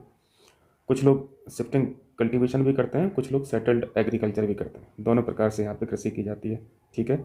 और ये बहुत ख़ास बात है इनकी, ये इको फ्रेंडली प्रैक्टिस को भी बहुत ज़्यादा फॉलो करते हैं। जैसे इनके घर, ये जो अपने घर बनाते हैं, बम्बू, बॉटल गार्ड यानी लौकी, है ना, और बीज, सीड्स, इन सब से ही अपना घर बनाते हैं। तो ये बहुत बड़ी बात है ना, इको फ्रेंडली प्रैक्टिस, ये एक एग्जाम्पल हो गया। याद रहेगा कोंडा रेड्डी के बारे में और बांस की प्रजाति के बारे में। चलिए गंगा सागर मेला के बारे में बताइए, कहाँ आयोजित किया जाता है? गंगा सागर के नाम से आइलैंड है, ठीक है, इसका दूसरा नाम सागर द्वीप भी है। गंगा को हटा दीजिए, सागर बन जाएगा, तो सागर द्वीप भी याद रहेगा। दो नाम है, सागर द्वीप बोल लीजिए या फिर गंगा सागर आइलैंड बोल लीजिए, एक ही बात है, वेस्ट बंगाल में है, ठीक है। सागर द्वीप को गंगा सागर द्वीप भी कहते हैं। चर्चा में क्यों था? चर्चा में इस वजह से कि वाटर लेवल बढ़ रहा है यार, ओशन का वाटर लेवल बढ़ेगा तो फिर आइलैंड तो डूबेगा। तो बढ़ने के कारण फिर मेला के आयोजन में यहाँ पे समस्या हो रही है, क्योंकि बहुत बड़ी मात्रा में यहाँ पे भीड़ इकट्ठी होती है। कुंभ मेले के बाद विश्व का दूसरा सबसे बड़ा समागम स्थल इसको माना जाता है, ठीक। चलिए इंडियन ओशियन कॉन्फ्रेंस देखिए, हिंद महासागर सम्मेलन, IOC। स्टेटमेंट में क्वेश्चन पूछता है यार PCS, देखो ये नंबर भी अब याद रखने होते हैं। ये 8वें नंबर की इंडियन ओशियन कॉन्फ्रेंस है, ऑर्गेनाइज कहाँ पे हुई है? मस्कट में, ठीक है। मस्कट कैपिटल है ओमान की। मस्कट के बारे में एक ट्रॉपिक्स के रिगार्डिंग एक इम्पॉर्टेंट फैक्ट है, अगर आप लोगों को पता हो तो कमेंट करके बताइए, ठीक है। चलिए मैं क्वेश्चन पूछ ले रहा हूँ, ट्रॉपिकल सिटी किसे बोलते हैं? उसका उत्तर क्या मस्कट है? इसको वेरीफाई करके बताना, ठीक। चलिए, पीसीएस 2024 में प्री में क्वेश्चन पूछा था स्टेटमेंट में, मतलब इस सम्मेलन से, तमाम सम्मेलन से क्वेश्चन जो पूछे जा रहे हैं आजकल पीसीएस में, 2024 में एक एग्जाम्पल दिखा था, उसमें प्रतिनिधि का नाम पूछा था, और वो प्रतिनिधि बहुत ज़्यादा इतने फेमस भी नहीं थे, है ना, न्यूज़ में भी नहीं रहते थे, उनका नाम पूछा गया था, अगर ध्यान हो आपको। तो ये भारतीय प्रतिनिधि भी याद रखा करें। खैर ये जो एस जयशंकर साहब हैं हमारे विदेश मंत्री, तो इनको तो आप लगा ले जाएंगे, लेकिन कहने का मतलब है कि अब इनको भी थोड़ा सा ध्यान रखना होता है कि अटेंड कौन कर रहा है ना, अटेंडी कौन है। इस बार का विषय जो था, समुद्री साझेदारी के लिए नए क्षितिज की यात्रा, मस्कट याद रखना है, एस जयशंकर याद रखना है, और 8वां नंबर का था ये। इंडियन ओशन कॉन्फ्रेंस है, किस लिए है भैया? यहाँ पे भू राजनीतिक विषयों की चर्चा होती है, आर्थिक और सुरक्षा चुनौतियों पर चर्चा होती है, ठीक है। इंडिया फाउंडेशन के द्वारा इसकी स्थापना की गई थी 2016 में, स्थापना की गई थी सिंगापुर में, ठीक है। इंडिया फाउंडेशन है भारत में स्थित एक थिंक टैंक है। ये बहुत इंपॉर्टेंट क्वेश्चन है, स्टार मार्क किया हूँ मैं। ये दो जनजातियां हैं, एक का नाम है हुतू और दूसरी का नाम है तुत्सी। हुतू और तुत्सी चर्चा में रही जनजातियां। हुतू और तुत्सी किस देश से संबंधित हैं? रवांडा आपको नहीं भूलना है, ठीक है, क्योंकि रवांडा में अभी बहुत ज़्यादा संघर्ष चल रहा है। साथ में ये M23 मिलिशिया भी ध्यान रखना है कि इसको बैक कौन करता है, इसको समर्थन कौन देता है? रवांडा, ठीक। रवांडा समर्थित M23 मिलिशिया ग्रुप जो है, इसके द्वारा डीआरसी समझते हैं, डीआरसी एक कंट्री है, democratic Republic of Congo, DRC के गोमा शहर पर कब्जा करने के कारण हुतू तुत्सी संघर्ष उग्र हो गया। तो देखो, सिर्फ इसके बारे में भी पूछा जा सकता है। ज्योग्राफी में एक क्वेश्चन दे देगा शहर मैच कराने के लिए और कंट्री मैच कराने के लिए, वहाँ पर पता नहीं चलेगा कि ये भाई ये शहर क्यों पूछा है। करंट पड़े रहेंगे तो आप लिंक कर ले जाएंगे कि ये इस वजह से पूछा गया। तो गोमा शहर ये किस कंट्री का है? डीआरसी का है, डेमोक्रेटिक रिपब्लिक ऑफ कॉन्गो का। तो गोमा शहर पर अभी कब्जा हो गया M23 मिलिशिया का। और ये जो संघर्ष है ये आज का नहीं है, ये बहुत बहुत पुराने संघर्ष हैं, ये फिर से एक्टिव होते रहते हैं, क्योंकि गोमा शहर की इंपॉर्टेंस आप देखेंगे, मिनरल रिच सिटी है गोमा शहर। और देखें यहाँ पे M23 मिलिशिया जो है ये डीआरसी में, यानी डेमोक्रेटिक रिपब्लिक ऑफ कॉन्गो में तुत्सियों की रक्षा के लिए लड़ता है, जबकि रवांडा की जो डेमोक्रेटिक फोर्स है ये हुतू के लिए लड़ती है। ये कुछ कुछ फैक्ट मैंने आपको यहाँ पे बताए हैं। मेन फैक्ट यहाँ पे यही जानना है आपको कि ये संबंधित कहाँ से हैं ट्राइब, ठीक है। देखिए 1994 में एक रवांडा नरसंहार हुआ था। नरसंहार समझते हैं, मासेकर, है ना, सामूहिक नरसंहार। हुतू चरमपंथियों द्वारा तुत्सी समुदाय का सामूहिक नरसंहार किया गया था। तो इस नरसंहार के बारे में ध्यान रखना, ये मतलब हमेशा बनी रहती है न्यूज़ में, तुत्सी हुतू, तो ध्यान रहना चाहिए। गोमा सिटी को भी नहीं भूलना है, ये बिलोंग कहाँ से करती है? डीआरसी से, ठीक है। ये डीआरसी है, डेमोक्रेटिक रिपब्लिक ऑफ कॉन्गो, और रवांडा सटा हुआ है उसी से, बाउंड्री शेयर होती है। तो इसी शहर पर कब्जा हो गया, ठीक है। डीआरसी की कैपिटल क्या है? किंशासा। रवांडा की कैपिटल कमेंट करके बताइए। चलिए, कॉन्फ्रेंस है बढ़िया सी, no money for terror conference का आयोजन कहाँ पे किया गया है? म्यूनिक में, ठीक है, म्यूनिक पढ़ लीजिए, म्यूनिच पढ़ लीजिए, जर्मनी का शहर है। ये चौथा सम्मेलन था, सम्मेलन नंबर याद रखना है भाई, ठीक है। देखो यहाँ पे जैसे अटेंडी जो हैं ये बहुत ज़्यादा इतने न्यूज यूज में नहीं रहते हैं, तो पूछ लेगा यहाँ पर ऑप्शन में एस जयशंकर दे देगा, लेकिन आपको ध्यान रखना है यहाँ पे एस जयशंकर साहब नहीं है। केंद्रीय राज्य गृह मंत्री जो हैं श्री नित्यानंद राय, इनके द्वारा मीटिंग को अटेंड किया गया। कर लेंगे। No money for terror conference, no money for terror conference 2018 में फ्रांस द्वारा शुरू किया गया था। अभी आपने ऊपर पढ़ा कि ये चौथी मीटिंग है, तो चारों का यहाँ पे डिटेल देखिए। पहली मीटिंग फ्रांस में ही कर ली 2018 में, दूसरी मीटिंग ऑस्ट्रेलिया में 2019 में कर ली, तीसरी मीटिंग भारत में 2024 में, 2022 में, इससे पहले भारत में हुई थी, ठीक है। और अभी हाल ही का आप देख ही रहे हैं 2025 में जर्मनी में। कर लेंगे, ठीक है। देखें फोर्थ, भारत यूरोपीय संघ शहरी फोरम कहाँ पर आयोजित किया गया? ये जो इंपॉर्टेंट कॉन्फ्रेंस है, फोरम है, मैं उन्हीं को यहाँ पे मार्क किया हूँ, मेंशन किया हूँ। चौथी भारत यूरोपीय संघ शहरी फोरम कहाँ पर आयोजित किया गया? नई दिल्ली में। किस लिए संघ? यहाँ पे ये जो शहरी फोरम लिखा है तो यहाँ पे समझ में आ जाएगा ना, सस्टेनेबिलिटी वाली कुछ बात होगी। स्मार्ट और संधारणीय शहरीकरण पर भारत और EU के बीच समन्वय और सहयोग हेतु एक उच्च स्तरीय फोरम। चलिए, उसमें बस इतना ही था कि न्यू दिल्ली में ऑर्गेनाइज की गई। यहाँ से क्वेश्चन देखिए, यहाँ से करंट भी आपको सीखने को मिलेगा, यहाँ पे GS भी सीखने को मिलेगा। रशियन इलेक्ट्रिक ग्रिड जो है बहुत बड़ा सप्लायर है ना, यहाँ से इलेक्ट्रिसिटी सप्लाई होती है बाल्टिक देशों में। और एक ग्रिड बहुत पुराना है ना, जब सोवियत संघ हुआ करता था उस टाइम का बना हुआ था, तो सप्लाई ये की जाती थी बाल्टिक देशों में। लेकिन अभी हाल ही में बाल्टिक देशों ने आधिकारिक रूप से रूस के सोवियत काल के इलेक्ट्रिक ग्रिड से खुद को अलग कर लिया। इस वजह से ये ग्रिड न्यूज में है। तो बाल्टिक देश हम लोग सीख लेंगे, ठीक है, कौन कौन से बाल्टिक देश होते हैं। वैसे आप लोगों को पता होगा ज्योग्राफी में, है ना, मैपिंग वगैरह आप सीखे ही होंगे। वर्तमान परिदृश्य से देखिए थोड़ा। बाल्टिक देशों ने 2025 तक रूस और बेलारूस से पूर्ण रूप से बिजली में स्वतंत्रता हासिल कर ली। मतलब अब इनको ज़रूरत नहीं है यहाँ से सप्लाई की, है ना, ये अब आयात नहीं करते हैं बाल्टिक कंट्री। अब यूरोपियन कंट्रीज जो होंगी वहाँ से ये जुड़ गए होंगे, क्योंकि ग्लोबल कॉन्फ्लिक्ट आप लोग जान ही रहे हैं। रूस की ऊर्जा पर यूरोप की निर्भरता में काफ़ी कमी देखी गई। यूक्रेन और रसिया वॉर जब हुआ, है ना, 2022 में शुरू हुआ था, तभी से ये सारी चीज़ें सामने देखने को मिल रही हैं। बाल्टिक कंट्री केवल 3 है, ठीक है, 3 देशों को बाल्टिक कंट्रीज बोला जाता है, इस्टोनिया, लेटविया और Lithuania. Estonia, Latvia, Lithuania line से हैं, मैं मैप पे भी आपको दिखा दूंगा। मैप में यहाँ पे मार्क किया हूँ। इन देशों ने 1991 में सोवियत संघ से स्वतंत्रता हासिल की। तीनों देश जो हैं ये नाटो के भी मेंबर हैं, यूरोपियन यूनियन के भी मेंबर हैं, यूरोजोन के भी मेंबर हैं, है ना। तो अब रसिया की इनको क्या ज़रूरत है ना। अब यहाँ EU से संपर्क साध लेंगे सप्लाई के लिए, वहाँ से सप्लाई हो जाएगा। ये देखिए थोड़ा, बाल्टिक सी आप देख रहे हैं, इस्टोनिया कंट्री देख रहे हैं, कैपिटल है टैलेन। लैटविया कंट्री, कैपिटल है रीगा। लिथुआनिया, कैपिटल है विल्नियस। बाकी ये रसिया दिख रहा है, बेलारूस दिख रहा है। मैपिंग से क्वेश्चन है, पूछा जाता है, ध्यान रखिएगा, ठीक है। ऑर्डर याद याद रखिएगा, ऊपर से नीचे, नीचे से ऊपर, क्लियर, यानी नॉर्थ से साउथ और साउथ से नॉर्थ। देखें यहाँ पे एक बढ़िया सा प्रोजेक्ट सामने दिख रहा है, प्रोजेक्ट वाटर बर्थ। ये किसका है भैया प्रोजेक्ट? ये है मेटा वालों का, मेटा का ये प्रोजेक्ट है। पर्पज क्या है? ये भैया समुद्र के नीचे केबल नेटवर्क बिछा रहे हैं। समुद्र के नीचे केबल नेटवर्क प्रोजेक्ट है, ऑप्टिकल फाइबर केबल बिछा रहे हैं। कितने किलोमीटर तक बिछा रहे हैं? 50,000 किलोमीटर तक बिछा रहे हैं। मतलब हर कॉन्टिनेंट को टच कर देंगे, हर कॉन्टिनेंट को। मतलब यहाँ पे हाई स्पीड डेटा जो है ना, कनेक्टिविटी हो जाएगी। और गहराई अगर देखेंगे तो देखो 7,000 मीटर, यानी 7 किलोमीटर गहराई पर, और 50,000 किलोमीटर लंबाई तक। तो ये इतना बड़ा प्रोजेक्ट है, आप यहाँ से लेंथ और डेप्थ से समझ सकते हैं। तो सभी कॉन्टिनेंट जब टच हो रहे हैं तो भारत भी आ जाएगा, अमेरिका आ जाएगा, ब्राज़ील आ जाएगा, साउथ अफ्रीका आ जाएगा, ऑस्ट्रेलिया आ जाएगा, और भी अन्य देश जुड़ जाएंगे, ठीक है, वैश्विक कनेक्टिविटी के लिए। ये देखिए इस तरीके से ये रहेगा। 50,000 kilometre long, 7 kilometre deep optical fibre cable network, ठीक है। भारत अपना भी खुद का शुरू किया है, शुरू मतलब ऐसी प्लानिंग है, अब देखो कब तक कंप्लीट होता है। भारत भी इस क्षेत्र में कार्य कर रहा है। भारत द्वारा शुरू की जाने वाली नेटवर्क जो सिस्टम है, एक का नाम है इंडिया एशिया एक्सप्रेस, ठीक है, ए से एशिया, और यहाँ पे ई से मतलब यूरोप। तो एक हो गई इंडिया एशिया एक्सप्रेस, दूसरी हो गई इंडिया यूरोप एक्सप्रेस।